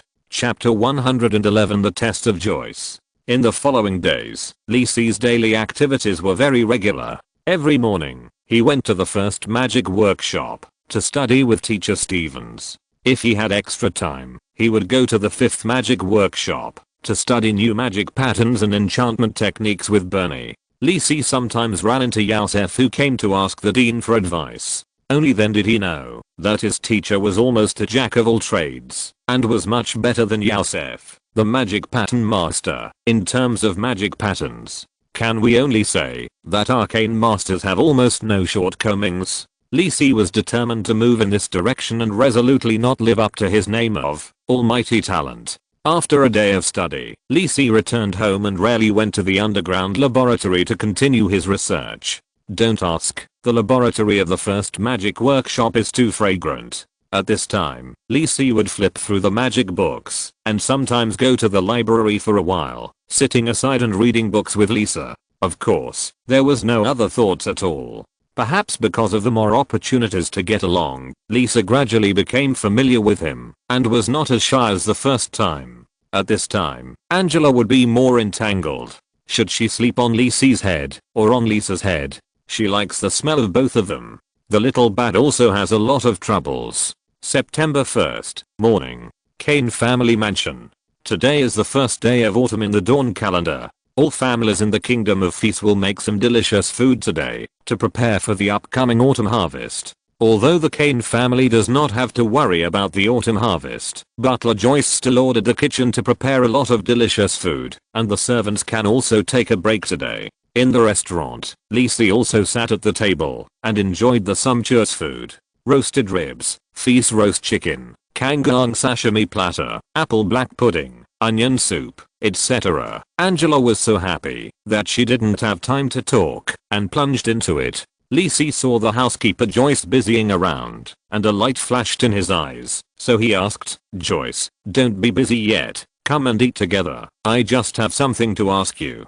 Joyce asked, but did not refuse, but walked to the side of the dining table, bowed respectfully and sat down on the left side of Lise. However, Joyce did not take the food, but sat quietly and elegantly, waiting for Lise's questions. I don't know why, although Lise used to respect this housekeeper, now Joyce looks at him. I always feel a little pressure. Don't think about these, let's talk about business. Lise shook his head and asked in a tone similar to the previous one, "Joyce, do you know that I was accepted as a disciple by Dean Fran Stevens?" "Yes, Master, this matter has spread among the nobles of Kangwang City. Recently, the number of invitations to invite you to attend the party has increased by more than 10 times. Joyce replied meticulously, "Well, there is something you need to help me recall." Lise sorted out his thoughts and said, "Teacher Stevens said that he was entrusted by someone to accept me as his disciple. I can't figure out who this person is." After a pause, Lise continued to ask, "Joyce, you have been in the Kane family for a long time. Do you know which other seniors in the Kane family are still here?" Lise pretended to be puzzled, but he closely observed Joyce's reaction. This old guy is so nosy. Joyce couldn't help but secretly complain about this legendary wizard. He clearly told him not to mention himself to Lee Si, but he still let it slip. Don't say it was accidental, it's just this guy's bad taste. Although Joyce complained about friend fiercely in his heart, his expression did not change at all. That shouldn't be the case. I haven't heard from the master that there are any seniors in the Kane family. Besides, I heard from the master that the Kane family has only one descendant until his death. Lee Si nodded and pretended to be indifferent and said, "Is that so? Joyce, did you have a good relationship with my father before?" Joyce looked up at Lee Si with a rare smile on his face. "Yes, I was adopted by the Kane family when I was a child and grew up with Master Brandon. Brandon is Lee Si's father, the former Viscount Kane." "Oh, that's it." Lee Si got the answer he wanted, and his guess in his heart gradually became clear. The topic changed, and Lee Si asked about other things. "Joyce, do you know Lisa, the librarian in the library?" "Yes, she was brought back by the master, and later lived in the mansion, but she rarely went out." Joyce said indifferently. "Does she have a good talent for magic?" "Yes, this is also the reason why the master adopted her." Sure enough. Nodding, Lee Si said that he had asked all the questions he wanted to know. Seeing this, Joyce also stood up and left, but the smile on his lips became more intense. After Joyce left, Lee Si tasted the food in front of him bit by bit, but his mind was not on the food in front of him. His teacher said that he was entrusted by someone, so it was impossible that he was teasing him. Apart from the elders of the family, Lee Si couldn't think of anyone else who might pay such a big favor for him. Even the king couldn't do it. The key is that the legendary wizard would value the request of others, which means that the person who asked was at least at the same level. Coincidentally, Lee Si had a clue in his hand. The shadow amulet from the legendary shadow dancer. The butler gave him an amulet containing legendary power, and a few days later, the legendary wizard was entrusted by someone to take him as a disciple. No matter how you think about it, you know something is wrong. These differences are all related to his butler, and they all happened after he broke through the silver level. And from his answer and reaction just now, there is no so-called predecessor in the Kane family. The only one who can be counted is this old butler. He has a very close relationship with his father, and even revealed this information to him intentionally or unintentionally in his words just now. There is something wrong with his butler Joyce. So, Joyce is the legendary shadow dancer? I didn't expect that there would be such a big Buddha at home. Lee Si couldn't sit still. It's not that he wanted to rush up and hug the butler's thigh directly, but Lee Si was a little guilty. He knew that he was not the real Lee Si Kane, but a soul from another world that occupied this body. The recent changes in himself may have been seen by this big man. Will the butler notice that something is wrong? However, this big man gave him a life-saving amulet and found a legendary wizard as a teacher for him, so he should not have found any problems. Forget it, the big man didn't tell me clearly, so I'd better pretend that I don't know anything. Lee Si thought so, and suddenly the system panel sounded a prompt in his ear. Calling out the system, Lee Si was a little surprised. The forum button, which was originally gray and unselectable, has become bright again. Chapter 112 Player Forum opens. Blue Star China, Xiancheng. Liu Tai strolled on the street, feeling happy. He just lost his identity as a worker and felt relieved. He no longer had to live the 996 life. Anyway, his savings were enough for him to spend for a long time. Liu Tai, who was very confident, did not plan to find a job directly. He would take a break first. Liu Tai, who was thinking about what to eat, happened to see an advertisement playing on the big screen next to him. This is a new version that has never been played before. Brother, come to the game Shenqi to kill me. So you also play Shenqi? No Krypton Gold, no recharge, just a game helmet. You can experience 100% virtual reality games at home. What are you waiting for? This game company is so rich. How many advertisements have they put in? Liu Tai shook his head. He is already an adult, so forget about games. Less than an hour later, Liu Tai, who had returned home, carefully took off the game helmet and placed it on the table next to him. I have to say, this virtuality is simply amazing. Liu Tai couldn't help it and spent 77 yuan to buy a Shenqi game helmet. not for anything else, just to criticize this exaggerated propaganda, and its 100% simulation. As a result, Liute, who just put on the helmet and tried it for a while, was really attracted. Now the game has not been launched yet. Liute entered a space of 100 square meters, where he can experience the skills of various professions such as mages, warriors, assassins, etc. And you can also switch the environment of this space: towns, deserts, forests, mountains, ice fields, oceans. Various exotic scenery makes Liute feel like he is really traveling in reality. This game is really awesome. Liute, who hasn't played games for a long time, has become interested again, but when he saw the launch time of the Shenqi game, he couldn't help but feel a little annoyed. The server will be launched on October 7th, and today is only September 1st. Why did I discover this game so early? It will take more than a month to wait, which is really painful. Liute, who has no choice, searched the player forum of the Shenqi game on the internet, hoping to see information related to the game. Although he was only in his 20s and life had worn away his edges, he actually felt a kind of blood boiling and great anticipation at this moment. It was like returning to his childhood and fighting with the kids in the game hall. Clicking into the game forum, the top was a red game announcement. Liute clicked in, and the detailed announcement appeared in front of him. Game announcement: thank you all players for choosing our company's first large-scale game Shenqi. This is an epoch-making masterpiece that realizes a 100% simulation of the real game. I hope to bring you a fantastic and wonderful journey. Opening time: 9 o'clock on October 7th, 2:30 notes. 1. Each account is bound to the player's real identity information. After determining the talent and occupation tendency, there are only 3 opportunities to create a character and choose talents. Each time you choose a talent, the player can choose from 1 gold level talent, 3 silver level talents, and 5 bronze level talents. Talent is extremely important for the subsequent development of the character. Please choose carefully. 2. In the game Shenqi, all game NPCs are simulated by artificial intelligence and have built-in thinking logic.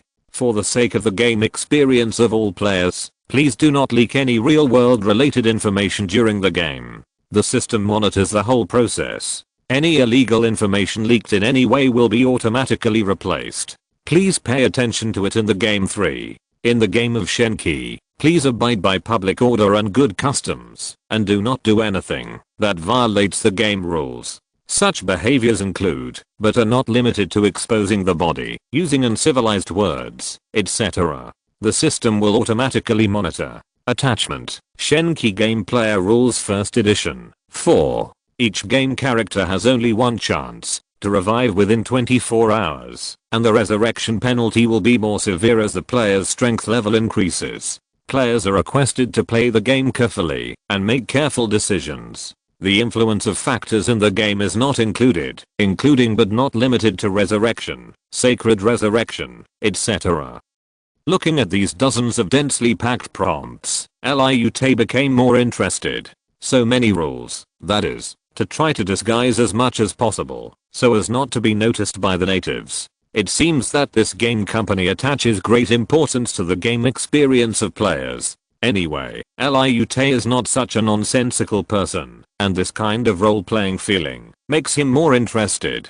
Liute thought about it, and used his usual online name Liuse Titan to register a Shenqi account, and started browsing the player exchange area. There are so many posts from players, and new posts and comments will appear as soon as you refresh. 79 yuan is too expensive. Damn, this game is really awesome, really exaggerated. Is there any room for other games? What can I do with my pride? The 3-year period has come, and my pride is back. Mount Brother, silver scale breastplate, blue quality, 1 piece of hardware. The most beautiful girl in the universe. Are there any male and female friends who want to play games together? You kindly Uli. The cute man's home guild is recruiting people, and those with game experience are preferred. If we are brothers, let's be cute together. Show it Ben. According to the news released by the game company, Arcane has a server alone this time, and the Linux is full. Europeans eat my spear. It's over. It seems that this game also has a luck value setting. I don't want to play it.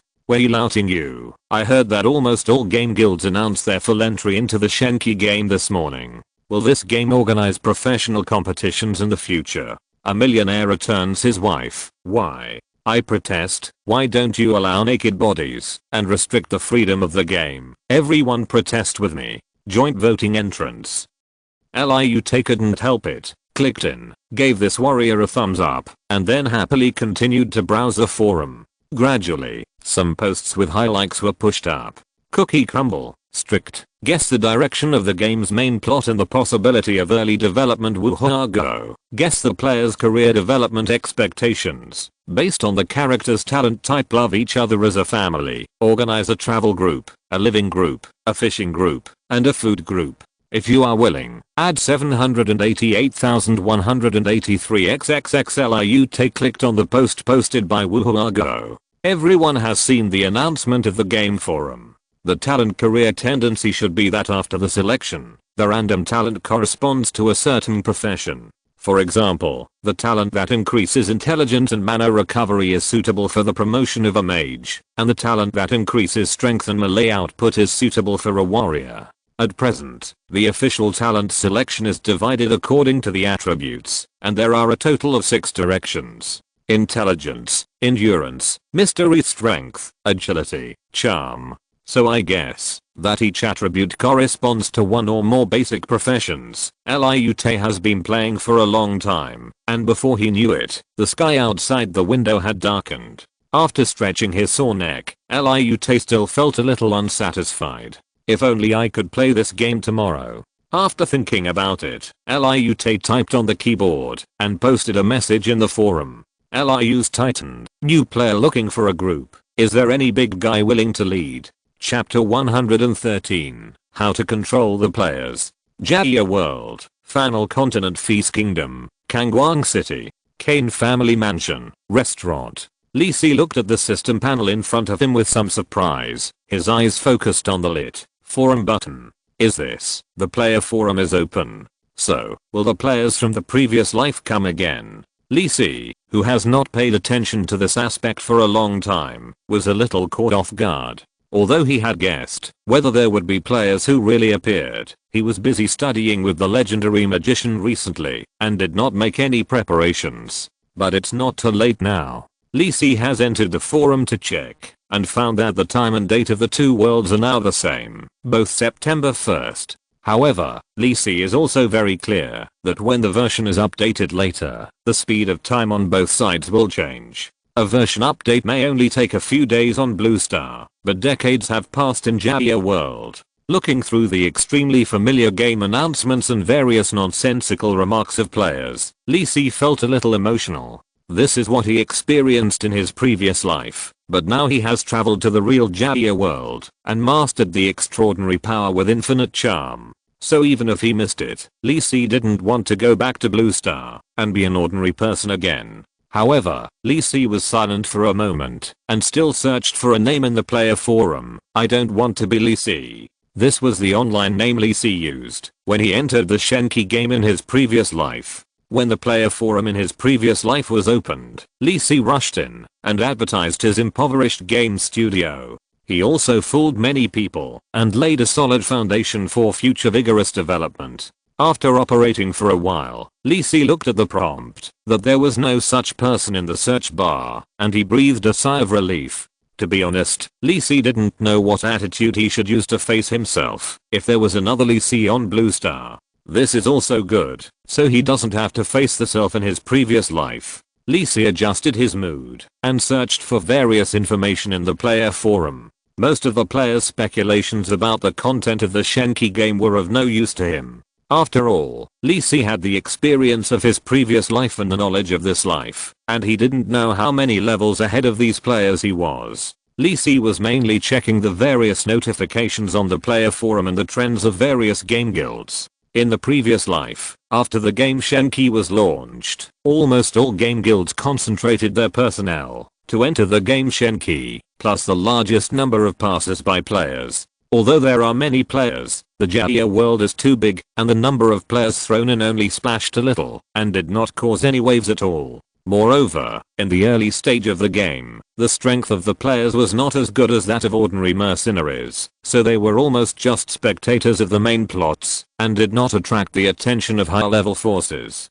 However, Lee Si did not underestimate this force. As a player in the previous life, he knew very well that when the players reached the gold level, combined with their exaggerated number, even if there were no legendary strongmen, it would be an extremely terrifying force. Unfortunately, the players' thoughts were too difficult to control. This was the consensus of most of the forces that tried to recruit and control players in the later stage of the game in the previous life. Except for assigning tasks and issuing rewards to them, they would be particularly obedient. Usually, the players' imaginations were really incomprehensible to them. Is it interesting to bungee jump from the top of the Dawn Cathedral? Why did someone steal the underwear of Her Majesty Queen Fez? A gold level warrior is walking well, but suddenly someone comes out to hug his thigh and call him daddy. What should you do?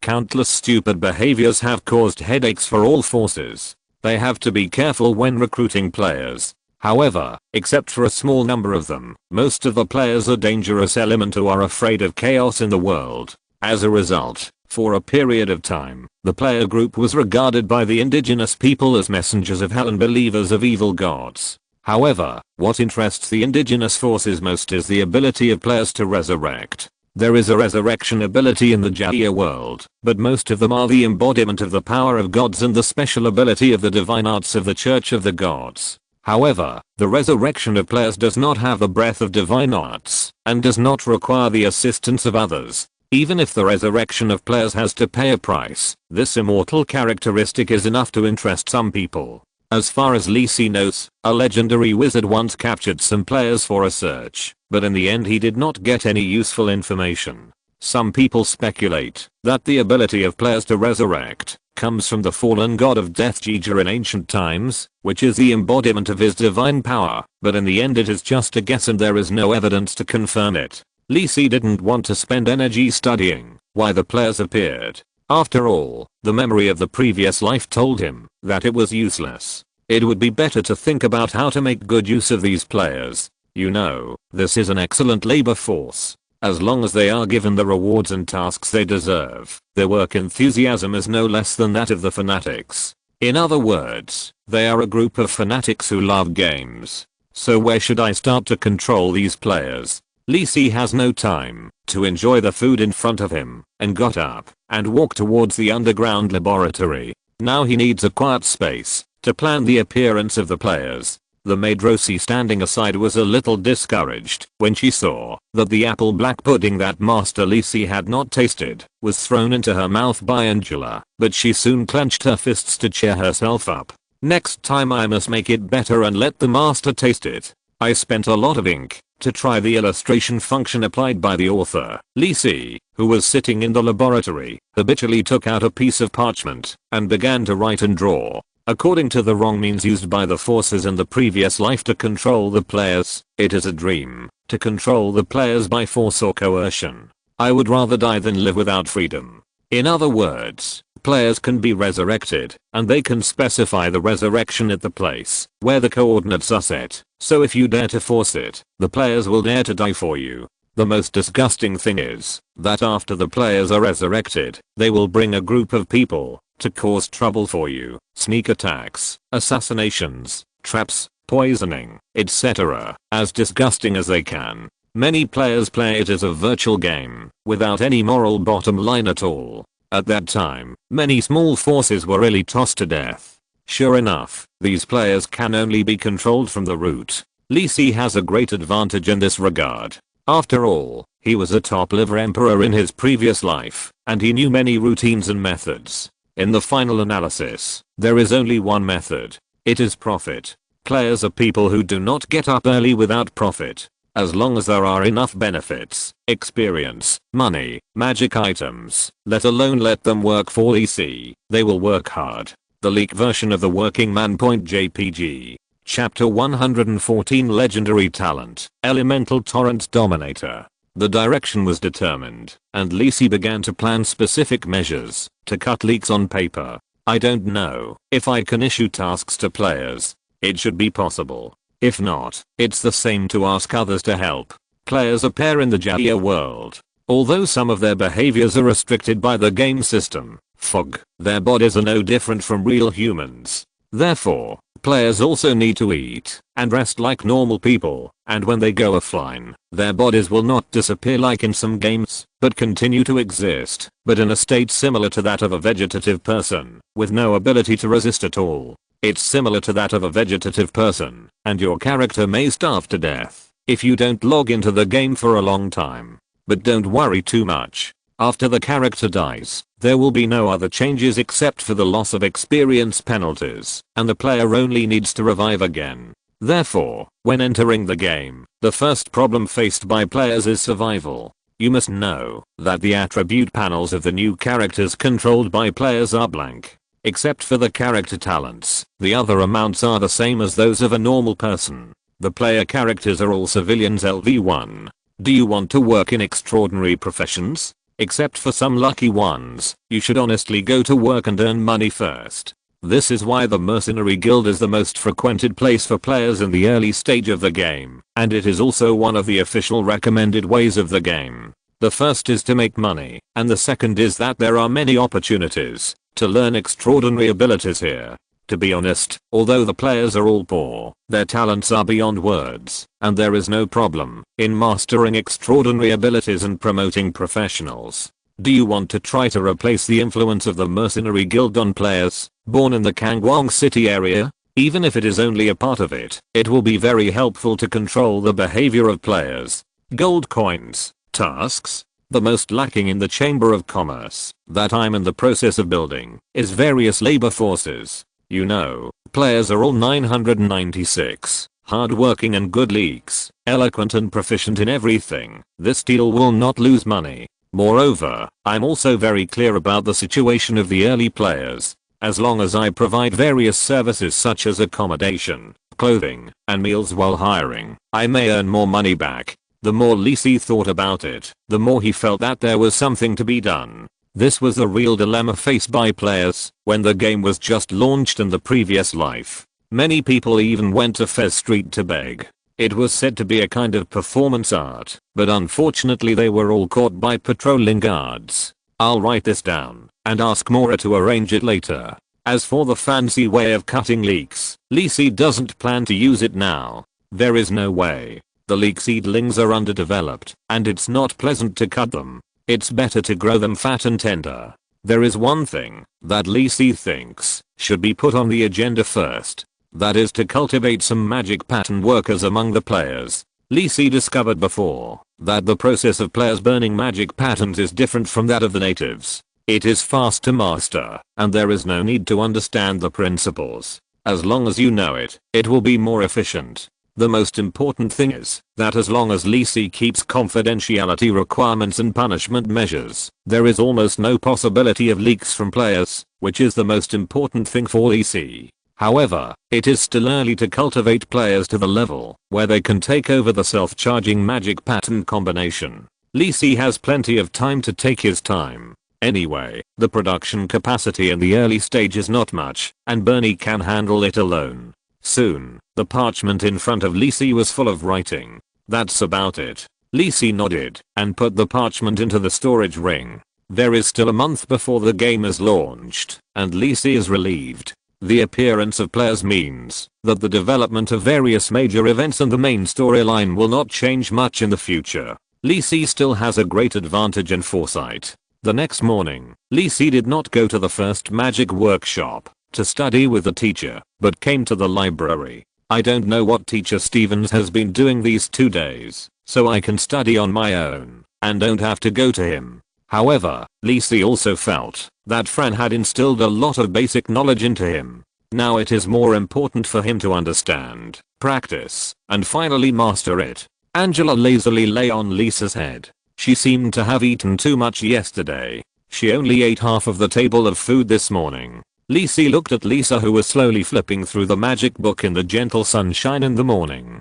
Her white jade-like hair seemed to emit an inexplicable light in the light. Lisa was also quite familiar with her young master and had gotten used to having such a book friend. The two of them leaned against the window quietly and read quietly for most of the day. Both of them were able to sit still. Lisa put down the book Harmony and Resonance of the Four Foundations, Franz Stevens in his hand, and asked Lisa, "Are you tired after reading for so long, Lisa?" "Well, a little," Lisa said, and the many times of getting along with each other made her not as nervous as before. "Speaking of which, Lisa, have you been staying in the library all the time? You are already a silver level wizard. Why haven't I seen you practice spells in the courtyard?" It is difficult for all professions to make progress by studying hard. Only by combining the knowledge learned with practical practice can a breakthrough be achieved. The two complement each other, and Lisa has not found Lisa practicing spells in all these years, which is actually quite outrageous. "Master Lisa, I practiced it when I was studying at the Magic Academy, but I didn't practice it when I came back to the library. But it doesn't have much impact. Some simple spells can be practiced in the library." Lisa tilted her head and thought for a while, then whispered. Lisa was a little speechless. "You can also reach the strength of advanced silver. Your talent is really strong." However, Lisa also guessed the reason why Lisa was hiding it secretly, so he stopped asking. "Lisa came here today for other purposes. Do you want to practice with each other in the courtyard? It's a good opportunity to exercise your body," Lisa suggested, ready to verify some of his guesses through fighting. "Okay." Lisa hesitated a little. She instinctively didn't want to leave the library, but seeing Lisa's encouraging eyes, she couldn't help but agree. Standing in the courtyard, Lisa looked at Lisa in a black cloak, wrapping her whole body tightly, and felt a little helpless. This style, the more I look at it, the more it looks like the one I guessed. Seeing Lisa take out a golden fighting staff inlaid with high-level water element magic gems from the storage ring, Lisa didn't care. This was all within his expectations. "I'm coming," Lisa reminded, and waved the emerald staff. A solid emerald green wind blade condensed in the air and attacked Lisa directly. But halfway, it was blocked by the elemental shield cast by Lisa. However, Lisa's goal has been achieved. Lisa looked at the system panel refreshed in front of him, which showed Lisa's challenge information. Based on your level, you get the following information. Name: Lisa Kane. Race: human. Level: 88 HP.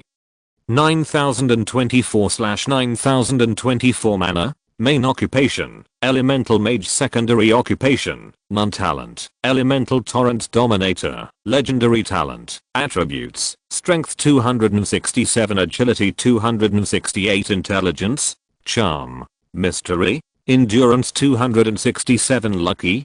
Danger level: dangerous. Yellow: evaluation: strong. A strong man far surpassing his peers. Recommend this book.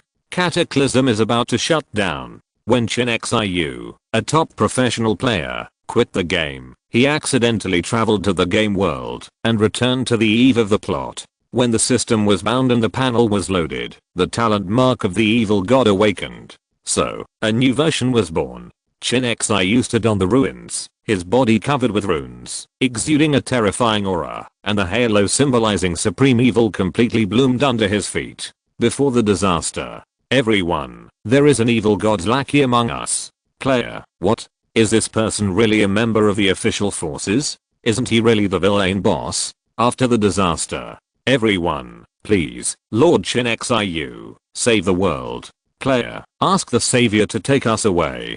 Chapter 115 turns out to be a rookie magician. As expected, it's just as I guessed. Lisa silently looked at Lisa's panel in front of him and continued to fight with Lisa. Immediately after Lisa's challenge information, the system also refreshed a new challenge task. Ding, limited challenge task trigger. Goal: defeat the silver mage Lisa Kane. Reward: depends on the completion of the task. Well, now is not the time to consider Lisa's identity. Lisa was a little excited when he thought about being able to get skills and expertise from Lisa, a legendary talent. I have to try it. Although there is still a big gap between my strength and Lisa, how can I know if it won't work if I don't try it? Lisa clenched the emerald staff in his hand, First simply cast a shield spell and a buff spell on himself. Then he was ready and seriously released attack spells to attack Lisa. Lisa didn't know what happened. Why did Master Lee Si suddenly become serious? Didn't he say that it was just a training? Lisa, who was a little overwhelmed, had to put on a magic shield for herself first and blocked Lee Si's attack first. Master Lee Si seems to have just broken through the silver level. Why does he feel a little strong? Lisa was a little confused, but then she stopped thinking about it and attributed it to Master Lee Si being a genius. I have to work hard too. I can't let the master down, Lisa thought to herself, and the magic power surged to the frost staff in her hand, and the advanced magic gem of the water element lit up a dangerous and charming azure light. A huge crystal blue ice cone appeared in the air, and after a pause, it smashed towards Lee Si fiercely. 5-ring shaping spell, ice cone. Lee Si's eyes twitched wildly. This power was too outrageous. He didn't even consider trying to use his shield spell to resist this attack, and hurriedly dodged to the side in embarrassment to avoid this huge ice cone. Good guy. Is this the blessing effect brought by the talent, Elemental Torrent Dominator? It really deserves to be a legendary talent that is completely output oriented. The bonus to spell power is too terrifying. Although the panel does not show it, Lee Si has detailed information about this legendary talent in his memory. Talent, Elemental Flood Dominator rank, legendary effect. You are the dulling of the element and a genius of the evocation spells. When using evocation spells, the spell power increases by 100%, the mana consumption decreases by 50%, and the spell cooldown time decreases significantly. Violence. Completely violent output flow. What is the evocation spell? As the name suggests, it is to shape magic element and energy to form physical spells with different effects, such as fireball, ice cone, lightning, etc. The evocation spell has a more familiar name, that is, elemental magic. So from the effect of the Elemental Flood Dominator talent, you can see how exaggerated this is for the evocation spells used by Lisa. And in the previous life, Lisa was a legendary wizard, and Lee Si still remembers the terrifying scene when she took action. The colorful light balls all over the sky, which seem beautiful, but actually contain terrifying power, are actually the evocation spells used by this person. Indeed, she deserves the name of Torrent. Lisa is the master of turret mages. At that time, Lisa was also jokingly called the legendary Danmaku mages by the players. However, the one facing this problem now is not the Blood Rose Princess Taeir in the previous life, but the current Lee Si. Lee Si dodged the huge ice cone and looked at the deep pit in the courtyard, a little surprised. The summer with you must be very cool. This won't do. Facing a turret mage like Lisa, we must get closer. It would be bad if Lisa really outputs without pressure. Lee Si planned this in his mind and pulled away to approach Lisa. Lisa was also frightened by the power of her spell just now, and she was a little afraid to shoot. It felt that, if she used a few more spells, the courtyard of Kane's mansion would be destroyed by her. Don't say whether Lee Si and Lord Joyce would blame her. Even if they didn't, Lisa didn't want it to happen. During the years she stayed in the library, this exquisite courtyard was also a part of her small world, and she didn't want to destroy it. So after putting on Advanced Elemental Shield and Advanced Anti-Magic Field, Lisa cast some control-based spells and did not use the powerful shaping spells like the one just now. Lee Si did not care about the control spells Lisa cast. Just after the fight, Lee Si found the problem with Lisa. No combat experience, almost no combat skills. Lisa's fighting method is standing in place to brush shields for yourself, casting spells to attack, brush shields, casting spells to attack. In short, there is no operation, just standing in place and casting spells continuously. The key is that Lisa's spell hit rate is not high, and Lee Si easily dodges most of them. It is probably because Lisa has been staying in the library and has few opportunities to exercise. Although in the future, when Lisa becomes a legendary mage, standing still to output is also her most commonly used fighting method, but that is only the most suitable choice to exert her ability and talent. The legendary mage Lisa's fighting skills are quite terrifying. Just think about it. Lisa, who casts spells like fireworks in the sky, can still make each spell hit the target accurately. What a terrifying control. In comparison, Lisa, who is still a rookie, is a little bit worse, leaving too much opportunity for Lisa. Not to mention that in order not to destroy the courtyard too much, Lisa now uses more small power spells and control spells, which poses a lower threat to Lisa. So after Lisa flexibly dodged the spell attack, he easily rushed to Lisa's side. 3-ring Arcane, Blue Ball spell. 3-ring Arcane, Collapse Explosion. The combination of the two arcane spells is still very effective, directly breaking all the protective spells cast by Lisa. Lisa didn't seem to expect Lisa to break the shield so easily. She didn't care about anything else, and was busy casting a new elemental shield. Seeing this, Lisa chuckled and rushed to Lisa's side. The emerald staff in his hand flashed, and turned into a long sword with a cold light. He stabbed at Lisa in the face of her fear. You switched weapons, and the effect of All Darmus Return to the Hidden Truth, Lisa, was activated.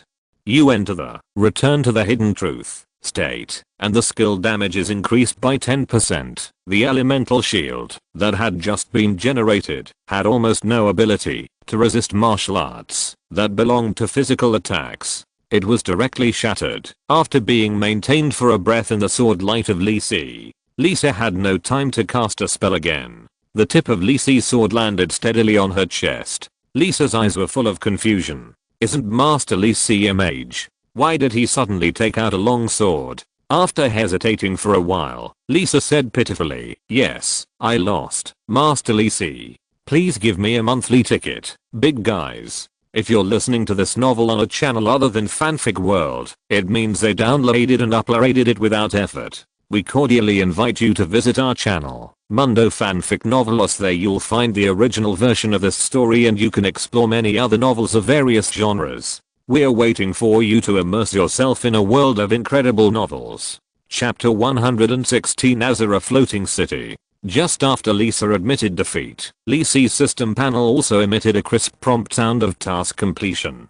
Without rushing to check the completion of the task, Lisa smiled and said to Lisa, I was a little serious just now. Are you okay, Lisa? Lisa hurriedly shook her head and said, I'm fine, Master, it's just that I used too much force. Courtyard. Lisa looked at the surrounding courtyards. The huge ice cone cast by Lisa was still stuck upside down in the ground. The gardener carefully took care of the garden and lawn. There were charred marks left by the spell everywhere. In many places, even the dark soil was turned over. Lisa didn't care about these. Instead, he blinked at Lisa and said, it's okay, it's all me, understand? Oh. Lisa seemed to understand what Lisa meant, and replied in a low voice, and her heart was much more at ease.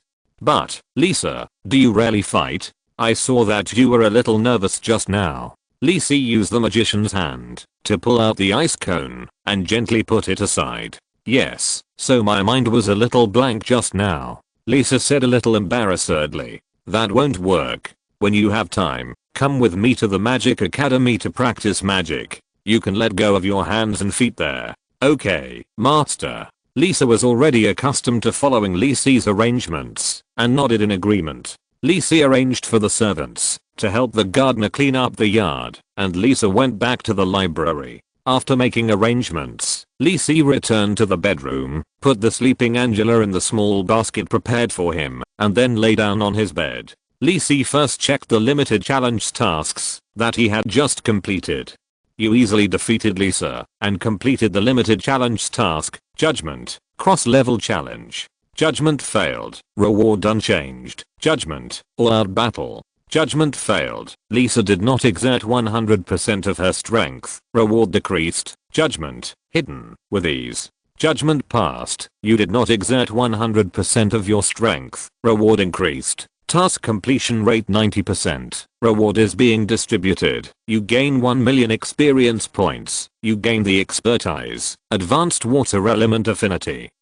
You gain the skill, 5-ring spell, Ice Cone, advanced water element affinity. Your affinity for water element particles has almost reached its peak, and you gain a 50% damage bonus when using water spells, and the water element related effects increased significantly. Lisa was mentally prepared for the low completion rate of the task. After all, in order to reduce the damage caused, Lisa did not use other powerful shaping spells except the 5-ring spell, Ice Cone, at the beginning, and did not show the power of her legendary talent. The most important thing is that Lisa's combat experience is too poor. Even though she has the ability to completely suppress Lee Sin, she does not pose any threat to Lee Sin. This should not be Lisa's performance. We have to help her correct it. Lee Sin took this matter to heart, and he suddenly found something he could try to operate. However, Lee Sin was still very satisfied to get the feat of Advanced Water Element Affinity.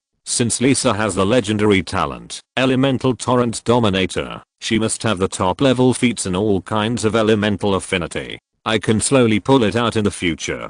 Anyway, I have to help Lisa improve her actual combat ability, Lee Sin thought. But this is not what we need to pay attention to now. Through the challenge information displayed by the system just now, Lee Sin finally confirmed Lisa's identity. Or, it is the identity that Lisa will show to the world and players in the future. Elemental Disaster Azura. In her previous life, this female legendary mage was an extremely mysterious person, and no one knew her true identity. If Taia's identity was widely publicized after she became a legendary warrior and inherited the throne, then the identity of the legendary wizard Azura has always been a mystery. Who is she? What does she look like? How did she break through to the legendary level? Every time she appears, she is surrounded by a layer of light mist, obscuring her appearance. Moreover, she seems to have solidified a high-level anti-detection spell on her body. Even the player's system panel cannot get any useful information. The only thing that can be obtained is that her talent is a legendary Elemental Torrent Dominator. So much so that no one knows her name and can only use the name of the faction she established as the name of this legendary wizard. Yes, the territory of this legendary wizard's faction is Azura Floating City. As the highest wisdom of the ancient magic empire, the floating city is a magic city floating in the sky powered by the core of Mizora, representing brilliant magic achievements and terrifying military power. Therefore, the floating city has always been a place that mages in the Jaya world look forward to and yearn for. Before the Azura floating city, there was no floating city on the Fanal continent. This blue floating city rising from the eastern sea of Fanal is the first floating city in Fanal continent that is in normal operation. And the owner of the Azura floating city is Elemental Disaster Azura. To be honest, Lee Sin did not associate Lisa with the terrifying legendary wizard in the future at first. After all, the gap between the two is too big. However, yesterday, after Lee Sin basically confirmed that the housekeeper was a legendary shadow dancer, he had some guesses about Lisa's identity in his heart. After all, with the advent of the chaotic world in the future, although there are more and more new legendary wizards, there are only a few who may be Lisa. As the first floating city to appear on the Fanal continent, it is naturally very enviable. Even if the one who controls the floating city is a legendary wizard, everyone cannot give up the rob. Lee Sin remembered that when the Azura floating city rose from the sea, a legendary wizard with a hidden identity came to the door and wanted to take the floating city for himself. Just when this legendary wizard who came out of nowhere was fighting with Azura on the East China Sea, a legendary shadow dancer attacked secretly and almost left this legendary wizard forever in the east of the continent. This incident also shocked the entire continent. After all, a force that can have two legendary powerhouses is the top force in Fanal continent, and even many human kingdoms do not have even one legendary powerhouse. Since then, no one dared to think about robbing the floating city. And shadow dancers are an extremely rare high-level profession among assassins, and few have broken through to the legendary level. If Joyce is the unknown legendary shadow dancer who appeared at that time, then Lisa is very likely to be the legendary wizard Azura. After all, with Lisa's talent, it is very likely to break through to the legendary level, and Joyce also vaguely revealed that Lisa is the genius that the Kane family has been cultivating since childhood. So, the secret of the Kane family is a floating city that quietly sinks in the East Sea. Please give me a monthly ticket. Thank you big guys. Chapter 117. Yatan's tragic future. Is that the floating city that is silent in the Eastern Sea? Lee Sin sat up from the bed, his face solemn.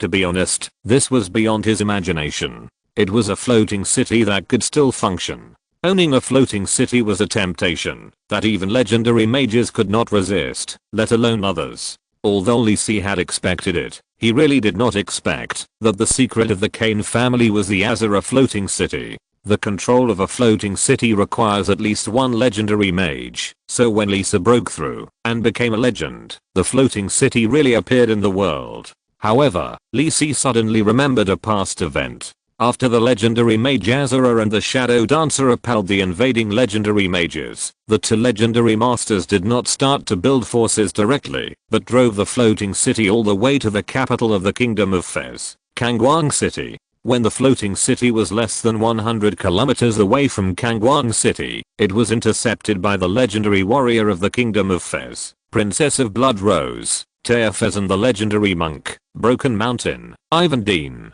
It is unknown why the two sides clashed, but the four legendary warriors fought fiercely in that mountain area. Many players were present at the time, so there were also videos circulating. Lee Si had seen it, and it was also a rare large-scale melee of multiple legendary warriors in the early stage of the game, which directly turned a small mountain range, where the battle took place, into ashes.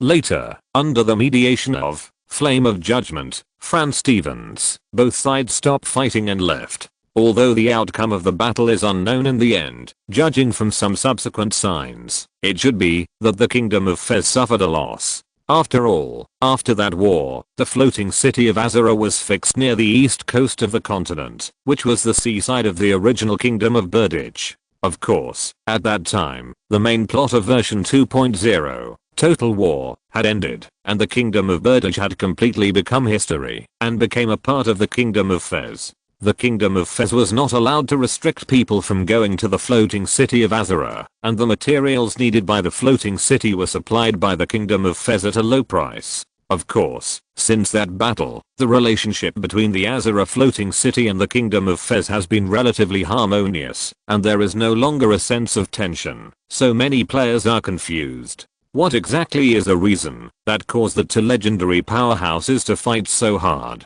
And what did the kingdom of Fez pay to resolve this conflict? After all, they are two legendary powerhouses, plus a floating city. This configuration is enough to destroy some small countries. Lee Si in the previous life was a little puzzled, but now Lee Si, as a player in the game, seems to have vaguely guessed something. Could it be because Lee Si in the previous life was assassinated by the second prince? If so, many things can be explained. Why did Joyce and Lisa directly hostile to the kingdom of Fez after they had enough power? Why did the second prince Jatan rarely appear in the later period, and even no news of him afterwards? Could it be that the price paid by the kingdom of Fez later was, oh my, if that's the case, Jatan is a bit miserable. Without the throne, the final outcome is not good. Regardless of all this, Lee Si had no good feelings towards the second prince, and was preparing to pit the second prince. After all, pitting him was also protecting him. Otherwise, let Joyce talk to him? If I think so, I'm so great. Jatan will have to thank me. Lee Si thought so happily. It was the most satisfying to pit someone with a clear conscience. Regarding the identities of Joyce and Lisa, as well as the secrets of the Kane family, Lee Si was prepared to keep silent for the time being. He didn't think of asking Joyce, does my family have a floating city? But Lee Si couldn't explain where the news came from. After all, the Kane family kept a low profile for so long, probably to control the floating city. If he really said it, compared with the possibility of Joyce confessing the truth, it was more likely that Joyce would arrest Lee Si and study whether he was occupied by other souls. Lee Si, who had sorted out most of the things, felt relieved. There were a lot of strange things happening to him recently, and he was quite stressed. Now I feel relieved. As long as I'm in Kangwang City, I have at least two legendary bosses behind me, and I'm very familiar with the two future legendary masters. It is simply safer. Of course, Lee Si's desire to become a legendary mage is getting stronger. In terms of talent, he is not inferior to Taya and Lisa now, so he naturally has the ambition to become a legendary mage. I have to plan well, and I can't stay in Kangwang City all the time. A comfortable life is indeed comfortable. The progress of mages does require a lot of time in closed door research, but it does not mean that we have to blindly work behind closed doors. If the theory cannot be used in practice, it will be meaningless. At the same time, there are so many buried treasures and opportunities on the continent, and Lisi does not want to miss them. Take your time, wait until the holy festival is over. Lisi got up from the bed, ignored Angela who was still sleeping, and walked towards the underground research room. Sees every minute. Midnight. Outside Kangwang City, a handsome man with a tall figure emerged from the darkness, quietly looking at the brightly lit Kangwang City in the night. This is the vampire Marian who came from the south. He stood there quietly, as if sensing something. Strange, why is there no breath of my own race, but a few disgusting bastards? Marian scratched his head in confusion, and muttered to himself. No, the son of God named Angela that Lord Burns asked him to find in Kangwang City must be a pure blood race. Why do I only feel the breath of fallen vampires? The dirty, disgusting breath full of desire and greed made Marian frown. It shouldn't be. Lord Kane's oracle will not be wrong. It should be hiding, or hiding in some breath-covered barrier. This is a bit troublesome. Marian, who thought he could complete the task easily, scratched his head again, every time he was troubled. Let's search slowly. We can't just go back like this. Thinking of this, Marian showed a peaceful smile on his face. If I happen to run into those corrupted bastards while searching for the Son of God, I will have no choice but to take action. I don't think Lord Burns will blame me. After all, I'm also trying to complete the mission. Marian smiled and looked at the brilliant light city in front of him, and slowly walked forward. In the night, Marian's body turned into a ball of black, and flew towards the brilliant light city. With the arrival of the shadow of war, there are still many guests to be welcomed by the brilliant light city. Chapter 118 Finding a teacher for Lisa. In the following days, Lisi resumed his very regular schedule. During the day, he went to the first magic workshop of the Royal Academy of Feast to practice. If Teacher Stevens was there, he would go to receive instruction. After returning, he would find Lisa to study together, and occasionally practice magic skills. He also opened his underground laboratory in the mansion to Lisa, which was also a reuse of those experimental equipment. After all, Lisi already had the authority to use the laboratory of the first magic workshop. If Lisi guessed correctly, after Lisi's death in his previous life, Joyce should have asked Fran Stevens to accept Lisa as a disciple. It is estimated that this is why Lisa was able to quickly make up for her shortcomings in actual combat and break through to the legendary level. In this way, Lisi also enjoyed the treatment of Lisa in his previous life. However, Lisi did not want Lisa to stay alone like this, which would not be very good for her development. This is a future female magic god. Moreover, Lisa also has a lot of feelings for the Kane family, which is worth Lisi's energy to win over and cultivate. There is no other thought at all. But it's not okay to let Lisi teach. He is still far behind Lisa, but Lisi has some ideas in his mind. Feast Royal School of Magic, the first magic workshop. After Lisi passed the verification of magical intelligent life, he went up to the third floor of the workshop and saw Fran Stevens sitting leisurely on the soft sofa enjoying food. Seeing Lisi coming, Fran waved and motioned him to sit down opposite.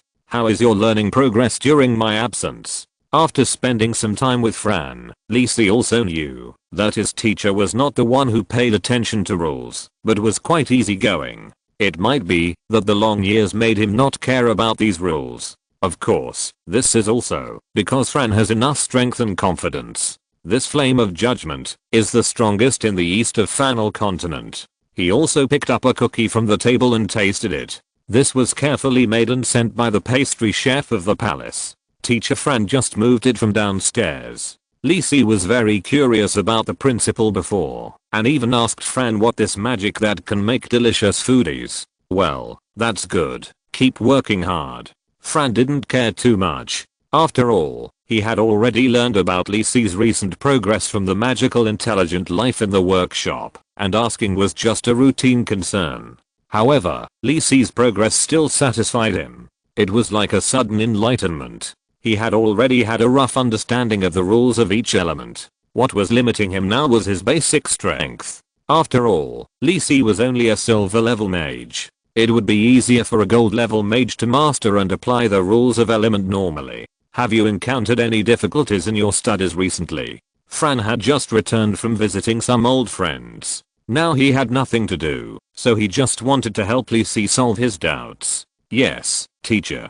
Teacher Stevens was away these days, and Lisi did have some questions waiting for him, so he took the opportunity to ask the teacher for advice. When I'm experimenting with mastering the fire element spell, how can I better control the release direction of the fire element explosion characteristics in the spell model? After a pleasant period of learning, the desserts on the table had been eaten by the two. After Lisi asked all the doubts that had accumulated recently, he pretended to be indifferent and asked Fran, "Teacher, you are known as a flame of judgment. Is it because you are good at using fire spells?" Fran didn't care, just thought his disciple was a little curious, and said, "Indeed, but that was when I just became a legendary wizard, because the first thing I mastered was the cornerstone rules of the fire element, and the fire-related transmutation spells I use the most, so I got this name. Is that so?" Lisi looked thoughtful, and then said, "It is like this, teacher. There is a girl in my family who is similar to me. She has good talent, is about the same age as me, and is about to break through the gold level, and the transmutation spells she uses are very powerful." Lisi asked embarrassedly, "Teacher, I would like to ask you to give her some pointers, okay?" "Oh." Fran glanced at Lisi.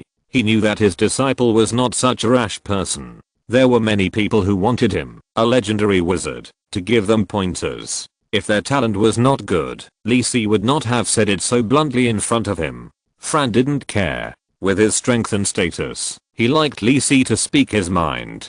"Isn't it normal for a disciple to ask for help? Is that girl your relative?" "No, she was adopted by Joyce, the housekeeper, since she was a child. Later, she stayed in my home library." Lisi's tone was calm, but he deliberately added the housekeeper's name. "Really?" Fran was interested now. The girl that Joyce brought back was really interesting. "Where is she now?" Fran stood up. Anyway, he had nothing to do, so he might as well go and take a look. "She should be in my home library now. I'll take you there." Unexpectedly, it went so smoothly. Lisi also stood up and asked Fran, "Hey, don't bother." Fran grabbed Lisi's shoulder with his right hand. There was a space fluctuation, and the two disappeared on the third floor of the workshop. When Lisi reacted again, he found that he was already standing in his own courtyard, with Fran smiling beside him. I couldn't help but feel a little shocked. He was indeed the strongest legendary master in the kingdom. He could easily complete the mass teleportation spell without much preparation time. His teacher's mastery of space magic was really terrifying.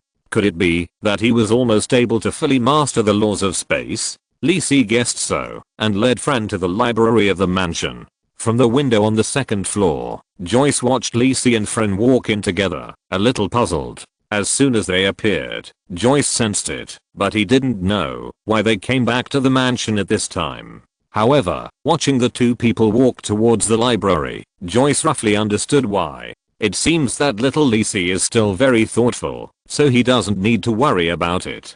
To be honest, Joyce was planning to find a teacher for Lisa, but since Lisi had already invited Fran to come, it would probably be no problem. The reason here is that Joyce didn't know what Lisi and Lisa's talents meant. Any legendary magician would take them as disciples when they saw them, without spending any favors at all. But there was nothing he could do. After all, Joyce didn't have a system panel, and didn't know the terrifying talents of his two children. "This is it, teacher." Lisi pushed open the door of the library and said, "Please give me a monthly ticket." Thank you, readers. Chapter 119, Layout and Planning. Lisi pushed open the door of the library and asked Teacher Stevens to come in first. Fran didn't care and walked straight in. He had already felt something. "Master Lisi." Lisa's soft and pleasant voice sounded in the library. Usually, only Lisi would come at this time. "It's me. Come out, Lisa. My teacher wants to see you." Lisi followed behind Fran and said. Fran glanced at Lisi and said that I wanted to see you. "I don't know what you are planning, but you are much smarter than Joyce." Although thinking so, Fran didn't stop. When he turned the corner, he saw Lisa holding a magic book in her arms and busy putting on her hood with her other hand. Sure enough, it was the same as I felt vaguely. Fran looked at Lisa standing in front of him with some joy. This talent is really exaggerated. If Lee Si's talent is restrained, he would not show it if he didn't change his job to an arcane master. In Fran Steven's eyes, Lisa's vision was indeed a bit exaggerated. In Fran's vision, there were 4 space channels suspended in the space behind Lisa, representing the red of the fire element, the blue of the water element, the cyan of the wind element, and the yellow of the earth element. Pure elemental energy slowly flowed out of the elemental channels, surrounding Lisa, nourishing and strengthening her body unconsciously. Such visions often appear in elemental lords born in the elemental plane, such as the fire elemental lord, who has the fire elemental plane behind him, providing him with endless energy. But Lisa not only has 1, but also has 4. Exaggerated. Although the strength of these elemental plane channels is not high enough, and the elemental energy passing through is far inferior to that of the elemental lords, the potential is indeed infinite. Fran secretly smacked his lips in his heart. He has lived for so long, and this is the first time he has seen someone with such a high elemental affinity. No. This is no longer a question of high elemental affinity, this is simply the element's favor to her. If you say that Lisa is the daughter of the 4 elemental planes, Fran will believe it. With this talent, it is almost a sure thing to be promoted to a legend. What's going on with the Kane family? 2 geniuses in a row? And Joyce, a legendary assassin, is outrageous. Without Lisa's introduction, Fran stepped forward and stood in front of Lisa, asking gently, "Your name is Lisa, right?" Lisa was a little panicked and looked at Lisa for help. Lisa nodded at her and introduced her. "This is my teacher, the Dean of the Royal School of Magic of Feast, the legendary wizard, Flame of Judgment, Fran Stevens. I want to come here today to accept you as my disciple." Lisa quietly changed his words. Although Fran heard it, he didn't object. The first time he saw Lisa, he was sure that she was his good student. Since Lisa said it, it means that the Kane family agreed. Fran nodded in accordance with what Lisa said. It seems that his good student is a little shy, but it doesn't matter. As the dean of the magic school, he is best at training students. "Well, you have good talent. Are you willing to be my disciple?" Lisa turned her head to look at Lisa. Seeing that the young master was nodding frantically to indicate her agreement, she whispered, "I'm willing." Haha. Fran nodded with a smile, very satisfied. It's great that there is a buy one get one free offer for recruiting disciples. The talents are so good, it's a big profit. Fran, who has lived for a long time, now cares about 2 things. One is that his strength can be broken through. The other is that his knowledge can be passed on. It's really lucky to have 2 disciples with enough talent to break through to the legendary level. You know, it's so difficult to break through to the legendary level. Fran's biggest hope is to see his disciples stand side by side with him. If Lisa and Lisa both become legendary wizards, then Fran can leave a strong mark in the history of magic development in Fanal Continent just by this. Fran reached out and held Lisa's shoulder. After a wave of fluctuations, the 2 disappeared into the library. Lisa still heard the teacher's words. "Lisa, her talent is very special. I'll take her out for a while, and I'll arrange other things." Lisa shook his head. Teacher Fran was really anxious, but it was good. It seemed that he also valued Lisa. With a piece of worry gone, Lisa immersed himself in the ocean of knowledge again. The magic book left by Flame of Judgment was quite rich, many of which were his unique insights, enough for Lisa to chew for a long time. "Joyce, you owe me a favor this time. I accepted 2 of your disciples for your sake." Joyce on the 2nd floor of the mansion received Fran's rumor and shook his head. "You still want to fool me? You're taking advantage of me by letting you accept them, okay?" Even Joyce, who didn't know much about magicians, now realized that the talents of his young master and Lisa seemed to be better than he imagined. Otherwise Fran wouldn't be so anxious. This old guy, the older he gets, the more he is so frivolous. A few days later, Kane's mansion. It has been several days since Fran took Lisa away, but he has never returned. I don't know where the teacher took her. With the teacher's advanced teleportation spell, it shouldn't take too much time, right? Lisa was enjoying the food in the restaurant of the mansion while thinking. At this time, a figure walked over under the guidance of the servant. Lisa looked up and said with a smile, "Good guy, Mora, it seems that you have really suffered this time." Dark circles have appeared, and it seems that you have lost weight. It was Mora, the second son of the Golden Vine Flower Chamber of Commerce, who walked in. At this moment, he looked a little tired and sleep deprived, but his spirit was indeed good. I'm exhausted these days, Mora complained while asking the servant to prepare a breakfast for him. Did you not sleep yesterday? Lisi looked at him, and he was in good spirits. It seems that career is indeed a stimulant for men. Hey, it's not just one day, I haven't slept well for many days. Mora carefully drank the specially prepared lotus seed and vegetable soup. The warm feeling slid from his throat into his body, and his tired body felt a little more comfortable. I'm busy arranging people to check the store and warehouse during the day, contacting the source of goods, and I have to make follow-up plans at night. I feel that I don't have enough time. Actually, there's no need to rush. Just leave some things to the steward. Lisi knocked on the table and said, "This is my first time to be the boss. I don't feel at ease to leave it to others. Besides, this is all I can do." Mora waved his hand and said with a smile, "By the way, why did you call me here today?" Mora asked while enjoying the food. If Lisi hadn't arranged for someone to find him, he would have turned into a workaholic and continued to struggle. Lisi was a little hesitant, but he still told Mora some plans he prepared for the players to come. "These things are not that important. They are my personal affairs. Just arrange someone to do it. Do you understand?" Mora nodded, feeling the worry of his friend, and said, "I know. It's just to prepare more food and shelter. If there are no high requirements, these are easy to do. It's okay. Just follow the most ordinary ones." Lisi nodded. "Anyway, for the players, maintaining the most basic survival is enough. It would be better to give the money to the players instead. They will be grateful to you."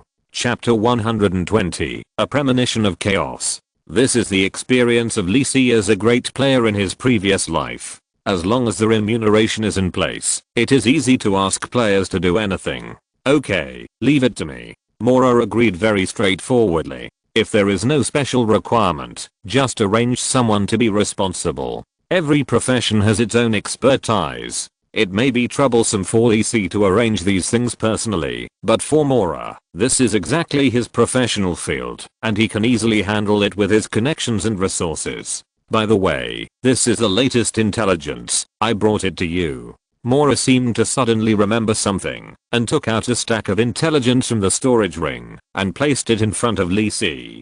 This was what he asked Mora to collect before, and he has always kept it in mind. Lisi simply flipped through it, but this time the focus was not on the price of the goods, but on some comprehensive intelligence and gossip about the kingdom of Fis and Kangwang City. While Lisi was looking through the information, Mora said deliberately, "The manager of the Kangwang United Chamber of Commerce came a few days ago and said that he wanted to increase his investment in our Chamber of Commerce. Is that true? How did you respond?" Lisi replied. He and Mora had already discussed this matter. "Of course I refused. I know how great the development potential of our Chamber of Commerce is. How could I give them extra shares?" Mora said with a smile. These were all things that had been agreed upon. But it's strange. Even if I rejected their request to increase investment, the manager insisted on increasing the investment by 50,000 gold coins and didn't want any shares. It's really strange. Just take it if I give it to you. Are you afraid of too much money?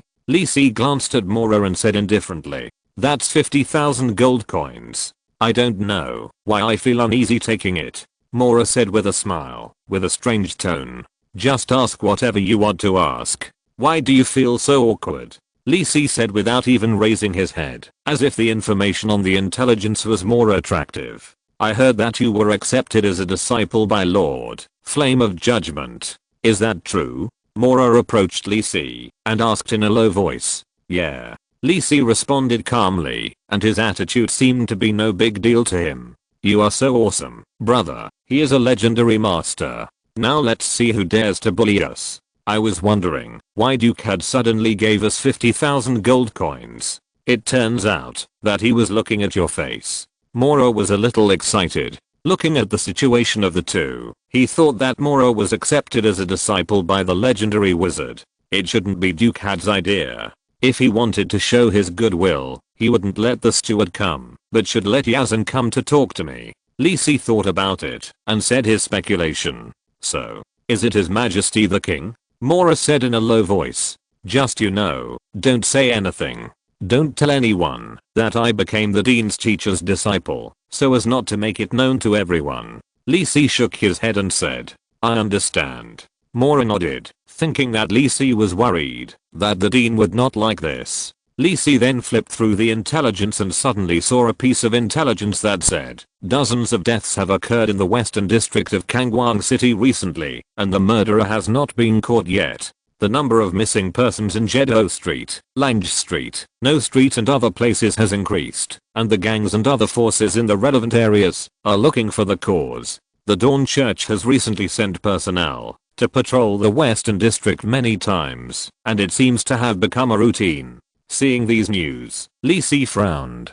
Chaos, are there signs so early? If Kangwang City and even the Kingdom of Fez before the Festival of the Holy Sacrifice were undercurrents, but on the surface they were still calm and peaceful, then after the assassination on the Festival of the Holy Sacrifice, along with the Kingdom of Fez declaring war on the Kingdom of Bertich, it was like lighting a powder keg. In the years that followed, all kinds of monsters and demons emerged. Evil god believers, evil things, dark creatures, demons, devils, and gods. All kinds of abnormalities appeared on the continent of Fanel, and a series of major events also kicked off. This is an era of chaos, but while chaos brings pain, it is also accompanied by precious opportunities.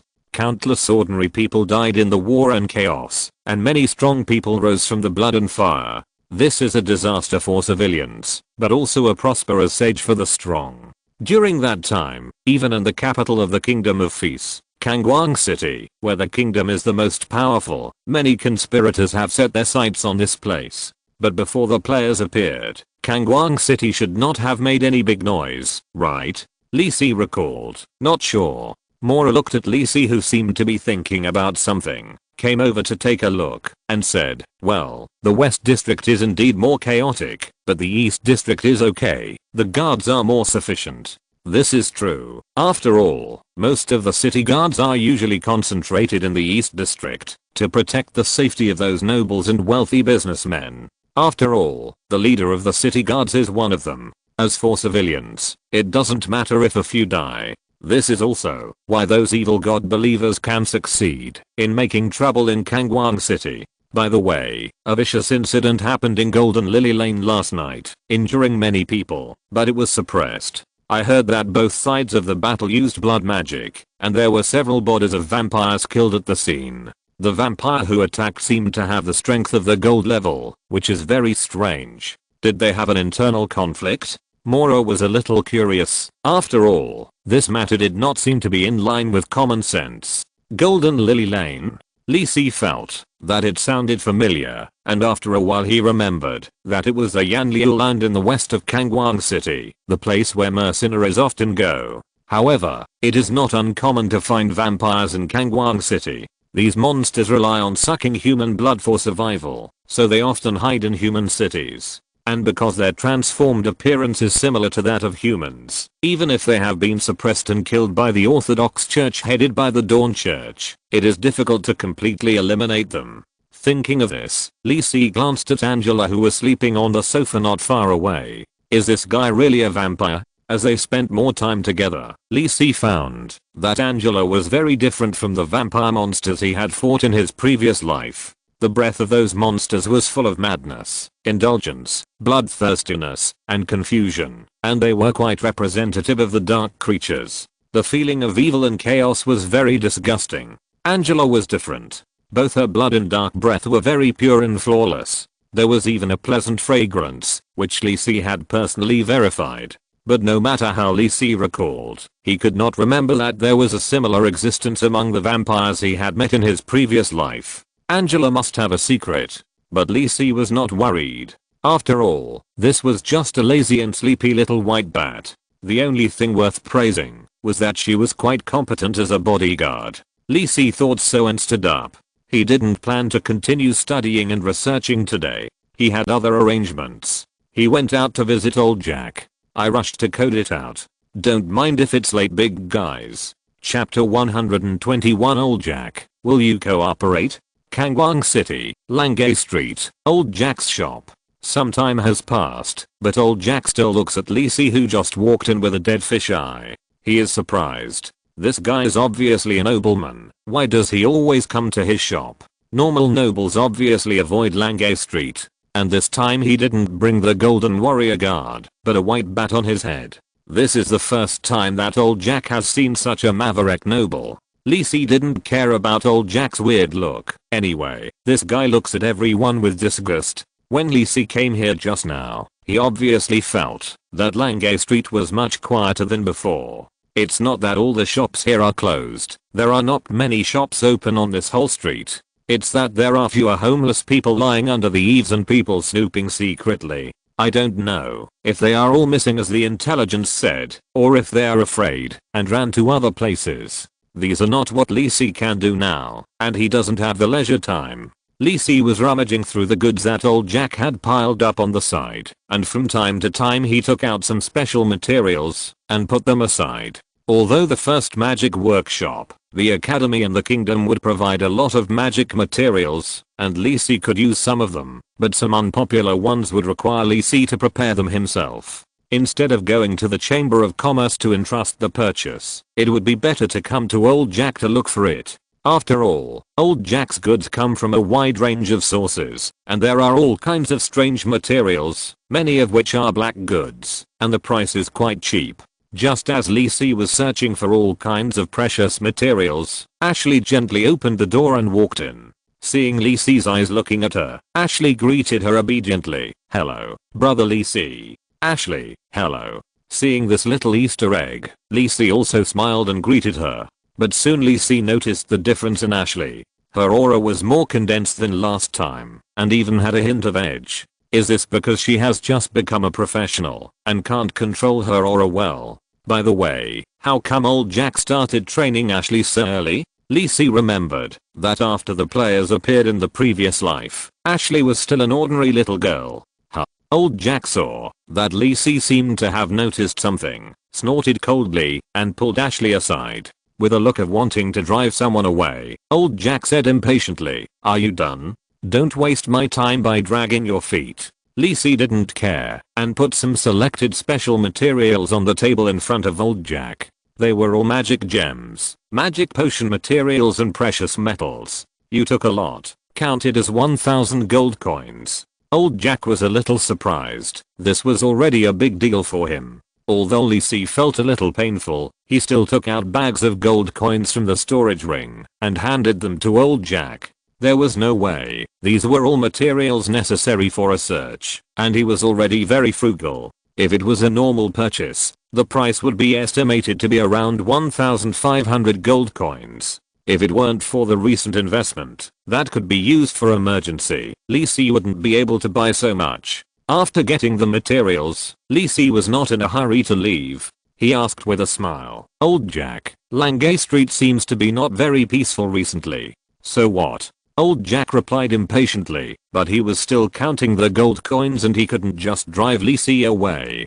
"I'm worried about the safety of little Ashley." Lisi smiled and nodded to Ashley. "It's none of your business." Old Jack put the gold coins down. At this moment, he didn't plan to continue counting. It was better to have less. The most important thing was to get rid of this annoying guy in front of him. "It's hard to say. After all, you are old," Lisi said with a chuckle. "Old? Do you think you are better than me?" Old Jack laughed a little angrily. This top silver level kid dared to provoke him like this? Didn't he know my strength? Or did he rely on the courage given by the gold level warrior who was not here? Old Jack was ready to teach this kid a lesson and told him not to get close to his apprentice for no reason. "I advise you not to do it." Lisi seemed to see that Old Jack was ready to make a move and reminded him, "Although you are a gold level assassin, I still have some confidence." Old Jack calmed down when he heard what Lisi said. This kid knows his own strength, but he is still so calm. Bluffing me? No, he can definitely bring the golden warrior with him, but he didn't. So, he is very confident now and thinks that I can't hurt him. Is there any life-saving props? Old Jack looked at Lisi, and 1,000 thoughts turned in his mind. He said calmly, "Boy, Tell me what you want to talk to me, otherwise you are not welcome here. Nothing special, I just want to discuss cooperation with you, old Jack. Lisi said with a smile. This is what he had planned before. Cooperating with old Jack, on the one hand, can get the materials and magic props he needs. On the other hand, it can be used as a means to win over players. You must know that in the previous life, old Jack's store was very well known among the player community. Players don't care whether old Jack sells illicit goods or not, as long as they are cheap and useful. Of course, Lisi only intends to cooperate, not to directly pull old Jack into the Chamber of Commerce. The most important thing about this small shop is actually old Jack himself. Old Jack has many connections, and being able to get so many illicit goods of unknown origin is enough to show his ability and connections. The Chamber of Commerce established by Lisi cannot sell these things openly, so it is better to cooperate with old Jack, which can also be regarded as expanding the influence of the Chamber of Commerce among the player community. However, Lisi's idea is very beautiful, but old Jack's refusal is more straightforward. I don't need any cooperation. Lisi nodded indifferently. He didn't think that old Jack would agree obediently if he said it. This time he just bought a foreshadowing. Anyway, there is still time. Whenever you change your mind, you can come to number 36 East Street to find me. You too, Ashley, just come to me directly if you have something to do. Lisi stretched out his hand to touch Ashley's cute little head, but was slapped away by old Jack. Okay, you can go now. Old Jack didn't think he would ask Lisi for anything. After all, he was well informed, but he didn't remember any nobles named Kane. Ashley on the side quietly nodded to Lisi, indicating that she knew. Ashley had a good impression of this always gentle big brother. Nobles are not necessarily bad people. Lisi saw this and waved to Ashley, put all the purchased materials into the ring, and left old Jack's shop. After Lisi left, old Jack thought more and more wrong, always feeling that he had forgotten something. Under Ashley's somewhat curious eyes, he turned over a pile of written notes from the wooden cabinet behind him and examined them carefully. This was the information that old Jack bought regularly from the Kangwang City gang. Most of them were useless, but some were also helpful to old Jack's business. Suddenly, he picked up a relatively new note in his hand, and his movements froze in midair with a somewhat uncertain expression. Ashley stood on tiptoe curiously and took a look. With the careful teaching of old Jack, she could basically recognize the words written on the note. According to the intelligence, the court viscount Kane is likely to be accepted as a disciple by the legendary wizard, Flame of Judgment, Fran Stevens. Please vote for me, readers. Thanks. Chapter 122 Internal Strife Among Vampires. Coming out of old Jack's shop, Lisi thought about it and did not go home, but walked towards the direction of Jeddo Street. It has been a long time since I went to the adventure group villa. Now that I'm out, I might as well go and take a look. I don't know if Yazan and others have taken on new commissions recently. On the way to Jeddo Street, Lisi bought some fried radish meatballs and wild mushroom chicken skewers from a roadside stall. To be honest, sometimes the taste of the stalls is really good, because they can only attract customers through taste, while some so-called high-end restaurants use the so-called atmosphere and style to increase prices, but the taste of the things they make is hard to describe. Lisi finished the wild mushroom chicken skewers in his hand with satisfaction, and looked at Angela on his shoulder happily chewing on the radish meatballs. Both of them were very satisfied with these snacks, and Lisi even planned to buy some more when he came back. Just when the two of them had just walked into Jeddo Street and could see the towering roof of the mercenary guild from a distance, a sudden change occurred. Bang! The entire wall of the house on the street in front of Lisi suddenly broke apart. Wooden brick fragments flew everywhere, and pedestrians on the side screamed in fear and dodged. Lisi put on a shield for himself and looked cautiously at the air in front of him. He saw clearly that the house was destroyed by someone breaking through the wall from the inside. The initiator was the two groups of blood-colored mist entangled in the air, emitting violent fluctuations. What's going on? Why does it look so much like a vampire's atomized body skill? Lisi carefully looked at the battle in the air and quickly retreated to a safe distance. Looking at this situation, could it be the vampire that Mora mentioned who killed his own kind in Golden Lily Lane?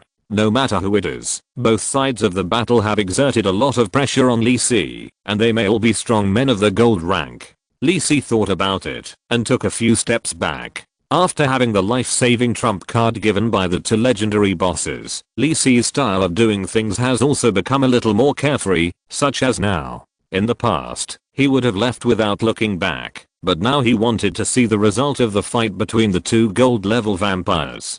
Just as Lee Si stepped aside, the two blood-colored mists in the air surged violently, and one of the blood-colored mists suddenly retreated, and its spiritual light dimmed a little, as if it had suffered a great loss. The blood-colored mist retreated, and two figures appeared in the air, not caring at all about the sun falling on them near noon. When vampires break through to the high level, the sun has almost no killing power on them. However, they don't like the feeling of basking in the sun. Except for a certain white bat. One of them should be the vampire who suffered a loss just now, and his handsome and pale face revealed ferocity and gloom. Who are you, and why do you keep attacking me? I don't remember knowing you. There was a hint of concession in the cold voice, and the gold level vampire Kudner didn't want to continue fighting. During the fight just now, he found that the blood magic he used seemed to be completely restrained by the man in front of him. This is very strange. We are both using blood magic. How can you still restrain me?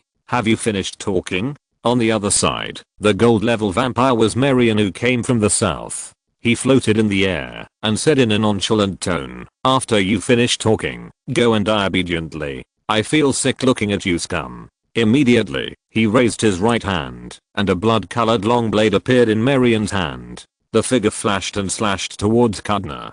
Kudner's eyes turned cold. This guy didn't want to reason with him at all. He could only use magic to deal with him. This guy looked like it was your greatest honor to die in my hands.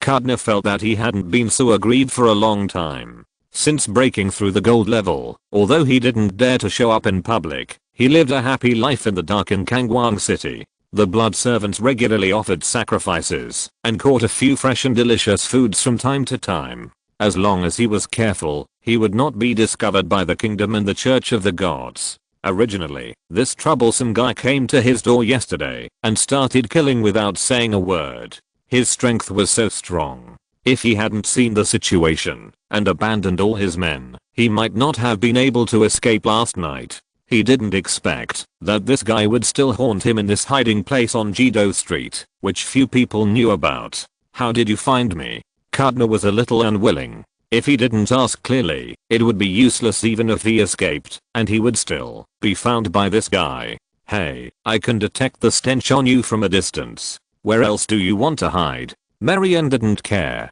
Even if you said it, these guys would have no way. "Don't struggle. Give me your heart obediently. Maybe I will spare your life. You fart." Kudner was furious. Asking for his heart, isn't that asking for his own death? You know, for vampires, the heart is the most important place. It stores the blood and essence in their bodies. It is impossible to give it up. I'll give you a chance. Don't blame me if you can't catch it. Marion smiled morbidly, ignoring Kudner's attack, and rushed into Kudner's arms, as intimate as a lover. But the bloody long blade in Marion's hand stabbed into Kudner's shoulder fiercely, and with a fierce stroke, Kudner's right hand and half of his body were cut off without any obstruction. Kudner, who was severely injured, had no ability to continue to resist. He was determined, and directly controlled the severed arm to explode. The violent energy fluctuations pushed Marion back dozens of meters. After all, it was a self-destructive attack by a gold-level strongman, and it was difficult for him to completely take it. Kudner, who finally got a chance to breathe, didn't care about entanglement with Marion anymore. He was already severely injured, and just wanted to leave here quickly. Kudner dodged and rushed directly to the alley on the side of the road. Well, what a coincidence. It was the alley where Lee Si was standing. It's not that Kudner still wanted to suck blood at this time, but for the sake of safety, the secret passage he set up was not placed in the house where he was hiding, but in an alley not far away. But Lee Si didn't know. Seeing Kudner rushing towards him, he thought he had discovered him and wanted to take him down. Reacting quickly, the emerald staff appeared in Lee Si's hand. He first put on the advanced protective force field for himself, and then used the 5-ring spell, Ice Cone. to condense a huge ice cone in midair and attack Kudna, who was attacking him. Silver Mage. Kudna was shocked. He didn't expect his luck to be so bad. There was an obstacle on his escape route. If it were normal, Kudna would not take this Silver Mage seriously, but now it's not possible. He has been seriously injured, and the remaining strength has to be used to deal with Marion. Please vote for me, readers. Thanks. If you're listening to this novel on a channel other than Fanfic World, it means they downloaded and uploaded it without effort. We cordially invite you to visit our channel, Mundo Fanfic Novelos. There you'll find the original version of this story and you can explore many other novels of various genres. We're waiting for you to immerse yourself in a world of incredible novels. Chapter 123. Another strange vampire. Kudna didn't want to fight with Lee Si at all. He dodged the ice cones. It was important to save any strength at this time. Lee Si felt helpless when he saw Kudna's relentless look. Brother, I'm just watching a show. You don't have to be so cruel, right? But turning around and running was not his style. Lee Si, who had enough life-saving cards, wanted to try to fight. After all, the evil aura on Kudna was quite eye-catching in Lee Si's eyes. On the contrary, although the smell of blood in the other vampire's aura was strong, it did not give Lee Si much of an evil feeling. Lee Si was not the kind of person who hated evil, but he could still stop it if it was convenient. Anyway, the other vampire would be here soon. Let Angela, who was lying on his shoulder, not take action first, and Lee Si waved his staff. The fourth ring spell, Binding Net. A huge net emitting silver white light emerged in the air and went towards Kudna. Lee Si's purpose was also very simple, just to hold Kudna in front of him. Kudna looked at the giant net flying towards him, his face gloomy to the extreme. In his opinion, the little silver level mage dared to resist, looking for death. With a wave of the remaining arm, a sharp blood-colored air blade directly unfolded the binding net, cast by Lee Si, and attacked Lee Si with the remaining force. After breaking several shield spells in front of Lee Si, the blood blade dissipated in the air. Lee Si was a little surprised. As expected of a gold level strongman, he needed to resist the attack with all his strength. Not daring to neglect, Lee Si used spells in succession to block Kudna's progress. The fourth ring spell Rockfall. The fourth ring spell, Ice Storm. Although the combination of these two spells is not very powerful, the effect of restricting the enemy's actions is very outstanding. After dodging the falling rocks containing magic power one after another, Kudna felt that his speed slowed down a lot in the strong wind mixed with snowflakes. He was a little anxious. Marion had recovered from the explosion and was rushing towards him. He had no time to fight with this human wizard. With a ruthless heart, the little blood on Kudna's body condensed, and a huge bright red claw appeared in front of him. Blood magic, sacrificial blood flame claw. This was Kudna's desperate move. After condensing this blood claw, the blood-colored aura surrounding Kudna was already barely visible. After seeing this blood claw, Lee Si knew that it was not something he could resist now, and even Angela would have a hard time blocking it. After all, it was a desperate attack from a gold level strongman. Without any hesitation, Lee Si injected magic power into the Steven's teleportation ring he was wearing and activated the 7-ring spell, Dimensional Shield. An invisible and colorless space partition appeared around Lee Si's body, as if he was in another space. When Kudna saw that the blood claws that consumed most of his strength broke apart in front of this mage without causing any ripples, he was about to rush over and froze in place. What is going on?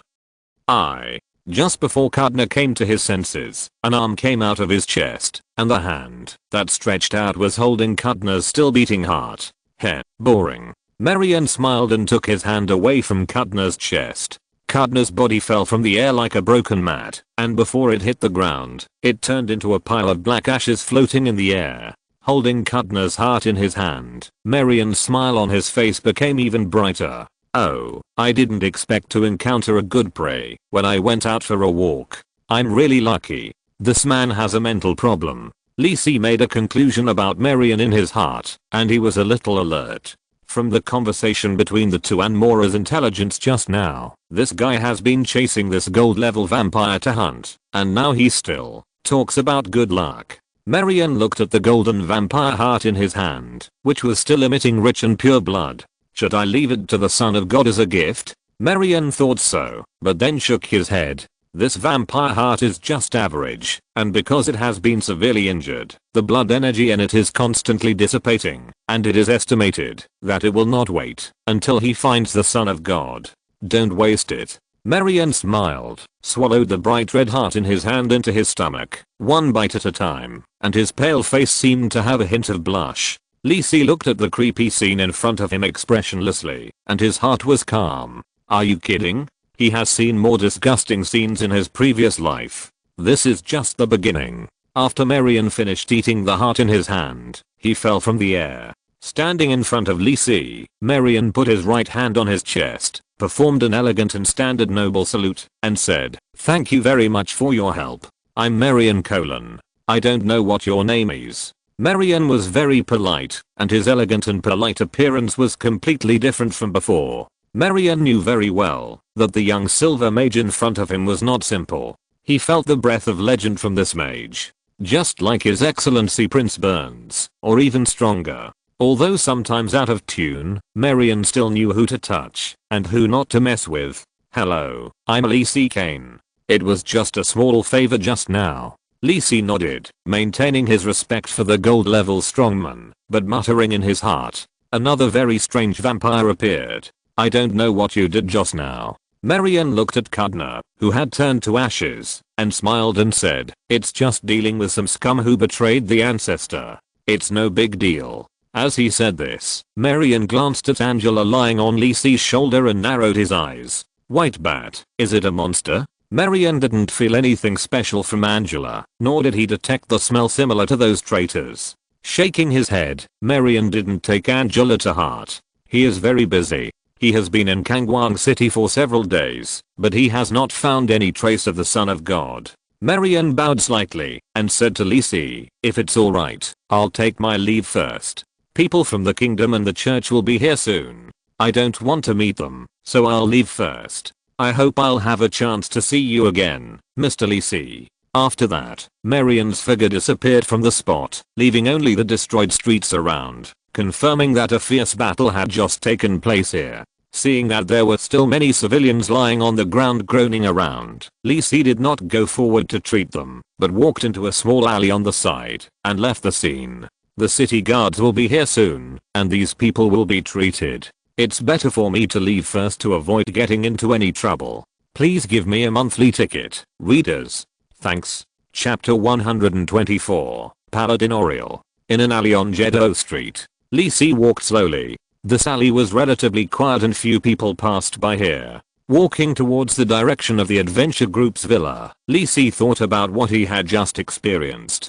The vampire named Marion gave him a very strange feeling. It was not about his mental state, but his breath. Unlike those vampire monsters, it felt purer. Just like Angela. Angela, who had just witnessed the battle between two gold level vampires, was very excited. She changed her lazy look in the past and rubbed her claws on Lisi's shoulders. Lisi glanced at it and always felt that the vampire might have some connection with Angela, so he didn't let Angela hide just now. But the strange thing is that the vampire should have seen Angela, but he didn't react at all and even left very simply. Did I guess wrong? I thought he had a connection with Angela and knew the secret of Angela. After all, this is in Kangwang City, and Lisi has two big guys behind him, so he is not afraid of this vampire who obviously has the strength of a high level gold. Lisi also recalled and confirmed that he had not seen this or a similar vampire in the previous life game, and there was no similar character in the game plot of Kangwang City. Did he leave Kangwang City before the player appeared, or forget it? There is no rush for this matter. Lisi took out the chicken skewers that he had not finished eating just now from the storage ring and handed them to Angela on his shoulder. The little bat cheered and grabbed it with his little claws and started to chew it, forgetting all his ambitions just now. In the previous life, Angela should have been conquered by the Golden Lion Knights, and no one knows what secrets this little bat has. However, it doesn't matter if there are secrets. After getting along for so long, Lisi has already regarded Angela as a partner, and naturally he will not sit idly by if something happens. Shortly after Lisi left the alley, a team of guards rushed to the scene where the battle just happened. The leading guard, Captain Todd, had a grim expression, looking at the messy street in front of him, and the pedestrians lying on the ground who were accidentally injured in the previous battle. Most of the people seemed to be injured by flying bricks and stones, and their groaning and wailing made Todd's expression even gloomier. How could such a vicious incident happen in the area he was responsible for again? This time, it seemed that more than a dozen people were injured. If this continued, would he still be the captain? Todd was somewhat helpless and ordered his men to treat the injured as soon as possible and arranged for someone to notify the doctors in the clinic and the pastors of the church to come quickly. What are you looking at? All of you go away. Todd impatiently dispersed the curious crowd around him and walked to the center of the battle to check. The more traces he found, the more solemn Todd's face became. Is this the breath of a gold level vampire? Is it the vampire who attacked in Golden Lily Lane yesterday? Todd was a little worried. Such a strong bloody smell was much stronger than the bodies of the few silver level vampires left behind yesterday. If it wasn't gold level, what could it be? I'm just a silver warrior. Todd sighed and decided to report it to the big guys to deal with it, but he would be criticized. Just as Todd was checking the situation, the people from the Church of Dawn arrived. The leading paladin arranged for the accompanying low-level priests to start treating the injured pedestrians, and he walked towards Todd. Todd hurriedly went to meet them. The Church of Dawn had a very high status in the Kingdom of Fez, and he didn't want to cause trouble. Hello, Lord Auriel, I didn't expect you to come so soon. Although Auriel looked very young, he was already a high-level silver paladin. Recently, he had been patrolling the lower city with the people from the Church of Dawn. Todd also met him yesterday at Golden Lily Lane. Hello, Captain Todd. Auriel, wearing the church's standard equipment, was righteous and took off his helmet to reveal his handsome face and short golden hair, but his face was a little worried. I rushed here as soon as I received the notice. What's the situation now? Auriel asked Todd. He had been staying in the lower city for the past few days. It should be the vampire that attacked in Golden Lily Lane yesterday. The aura left at the scene is very similar. As for these pedestrians, they should have been accidentally injured, Todd said without reservation. There was no need to hide it. The people in the church hated these dark creatures more than they did. Sometimes they could help a lot. Auriel nodded and looked around. After a while, Auriel stood in front of the ashes that the vampire Cardinal turned into and looked carefully. Did he find anything? Todd stood beside Auriel and did not disturb him. The Dawn Church was an expert in detecting dark creatures. This is a killed gold level vampire. Auriel was silent for a while and said to Todd, "What, a gold level vampire?" Todd almost couldn't help but exclaimed and quickly lowered his voice and asked, "Sir Auriel, are you sure?" Yes. Auriel nodded affirmatively. He was still not wrong about this. It should be that the blood essence of the whole body was taken away, so it turned into ashes, not like the vampire corpses yesterday. To be able to kill it in such a short time, the vampire who attacked it may have the strength of a high-level gold. It's strange. This vampire attacked twice, both against his own kind, and the people injured at the scene were all accidental injuries, and no one died. What are they doing by killing each other? Some kind of ritual? And Auriel looked at the stones and ice cones that were obviously a little abrupt on the side, and didn't say much. Without caring about Auriel's other speculations, Todd's legs were a little weak now. Higher level gold? The captain of the guards of Kangwang City is only this strong. Although this guy has been attacking vampires, who knows if he will come and bite him one day. Todd made up his mind that he would come slower next time he received a notice, just like today, and it would be best if the battle was over when he arrived. Auriel stood up and said to Todd, "It's not a good thing for a gold level vampire to wander around the lower city. Captain Todd, you should report this situation to the kingdom as soon as possible." Todd nodded repeatedly. He really intended to do so. What about the Dawn Church? Auriel put his left hand on his chest and said with firm belief, "In the City of Brilliant Light, my lord is with me." Todd was a little speechless. I wanted to ask if the Dawn Church would arrange for a gold level master to come. Although Auriel is a genius, he is only silver level. He won't be so stupid as to go find the gold level vampire by himself, right? Auriel glanced at Todd and didn't explain. Is this the experience that Lord Morris mentioned? But why do I always feel that something is wrong? Is there something wrong? What exactly is the turmoil that Lord Morris mentioned? Due to suspected sensitive issues, Dongcheng was changed to Shangcheng District, and Zicheng was changed to Zhacheng District. I will modify the previous ones one by one, when I have time. Chapter 125, The King's Change of Attitude. Jedo Street, the adventure group villa. Li Si, who had just left the scene in the alley, came directly to the villa, and pushed the door open and walked in. It was noon, and the members of the adventure group were enjoying lunch in the restaurant. Seeing Li Si come in, Yaya and others who had not seen each other for a long time were quite happy. Haha, Li Si, come and sit down, and have a drink together. This was a toast invitation from Lunbus, who was holding a wine glass and drinking happily. Long time no see. This was Alina, who was feeding the little moon spirit leopard meat and greeting. Li Si, did you bring me delicious food? This was a sole inquiry from Yaya. Li Si, long time no see. I heard that you became the disciple of Lord Judgment Flame. Congratulations. This was a sincere blessing from Yazan. Is it the Judgment Flame I know? Lunbus put down the wine glass and looked at Yazan in surprise. Elena turned her eyes while stroking the cat, and it was obvious that she and Lunbus had just heard the news. Yes, it's the Dean of the Royal School of Magic of Feast, the legendary wizard.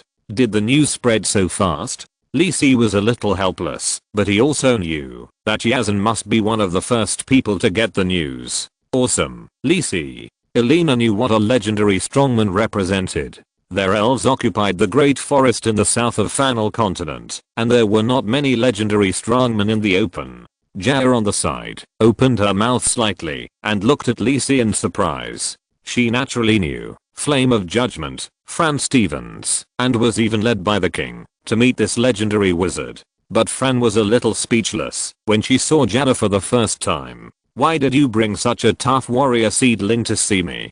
Do you want me to accept her as my disciple? Wouldn't I be so angry? Jao naturally didn't know what Fran was thinking, but she remembered that he was a strong man who looked very young, but spoke very maturely. Li Si was accepted as a disciple by Lord Stevens. Yao knew from her father that the legendary wizard had very strict standards for accepting disciples. His father wanted to force several people into his house, but he rejected them mercilessly. So, could Li Si break through and become a legendary wizard in the future? Ever since Yao showed her extraordinary talent, people around her have surrounded her and asked her to become a legendary warrior. She also asked herself to do the same. Although she looked a little heartless, sometimes Yao would inevitably feel some pressure and loneliness. Suddenly hearing that Li Si was the same as herself, Yao felt that she had an indescribable feeling in her heart. The members of the adventure group hadn't seen each other for a long time. After a good time, Li Si also took out the dessert cake prepared in advance to share, and had a few drinks with Lunbus. This was considered a good relaxation. After all, they had been immersed in the laboratory for some time recently. Li Si also needed to relax his tense nerves and adjust his state. After enjoying lunch together, Yao took Angela from Li Si's shoulder away. She just liked these cute things. Li Si ignored Angela's look for help. They were all girls, so what was wrong with being close? Li Si called Yazan into the house, and the two sat down with a glass of raspberry juice. How is it? Have you got any results about the mastermind behind the war? Li Si asked directly without any prelude. Yazan was not surprised. He was mentally prepared when Li Si asked him to talk privately. There is some progress. I asked the Kangwang United Chamber of Commerce to investigate privately about the secret purchase of food, weapons and other supplies. The result is a bit strange. The reason for the increase in the price of these things in Kangwang City is not that someone bought them, but that the purchase price has generally increased across the country. So, the mastermind behind the scenes is making a big move. Are there any purchases in Fez and even in the surrounding countries? Li Si asked. Although he had not paid attention to this issue in his previous life, he could roughly estimate it. After all, it was a preparation for launching a war, and the hand was quite large. In Kangwang City, the second prince should not have made any moves. He was probably worried that he would be noticed by the high-ranking officials of other kingdoms, so he did not purchase these materials in Kangwang City. However, the prices also rose slightly as the prices in the surrounding areas rose. Yes. Have you found out who is behind this? Li Si asked. After taking a sip of juice, Yazan looked embarrassed and did not answer directly. Li Si understood. It seemed that Yazan and Duke had roughly known that it was the second prince who did it, but they just couldn't tell him clearly. After all, such a big move would be fine if they didn't notice it in advance, but as the second largest Kangwang United Chamber of Commerce in the kingdom, they spent energy to investigate it. No matter how hard they tried to hide it, they would definitely find some clues. As long as it is confirmed that it was the Feast Chamber of Commerce that did it, it is relatively easy to guess who is behind it. It's just strange. If they really know who wants to take action and promote the war, why hasn't Li Si heard anything until now? It stands to reason that Duke would definitely report this to His Majesty the King. The last time I went to the palace, I saw Duke staying close to His Majesty the King. He should have had many opportunities to say what he wanted to say. Then why didn't I hear anything about the second Prince Yatan? From Mora's intelligence, it seems that his actions in secret have not stopped. It is impossible that Duke didn't report it to the king, so His Majesty the King doesn't want to do anything and let the second prince make trouble there? What's going on? Doesn't our king want to start a war? Li Si had a headache and felt that things were beyond his expectations. Although he didn't have to worry about his personal safety, this matter was related to the advancement of the plot of the 2.0 version of Total War and his plan to win over players. Li Si was still quite concerned, but judging from Yazan's appearance, he probably wouldn't tell him anything else about it.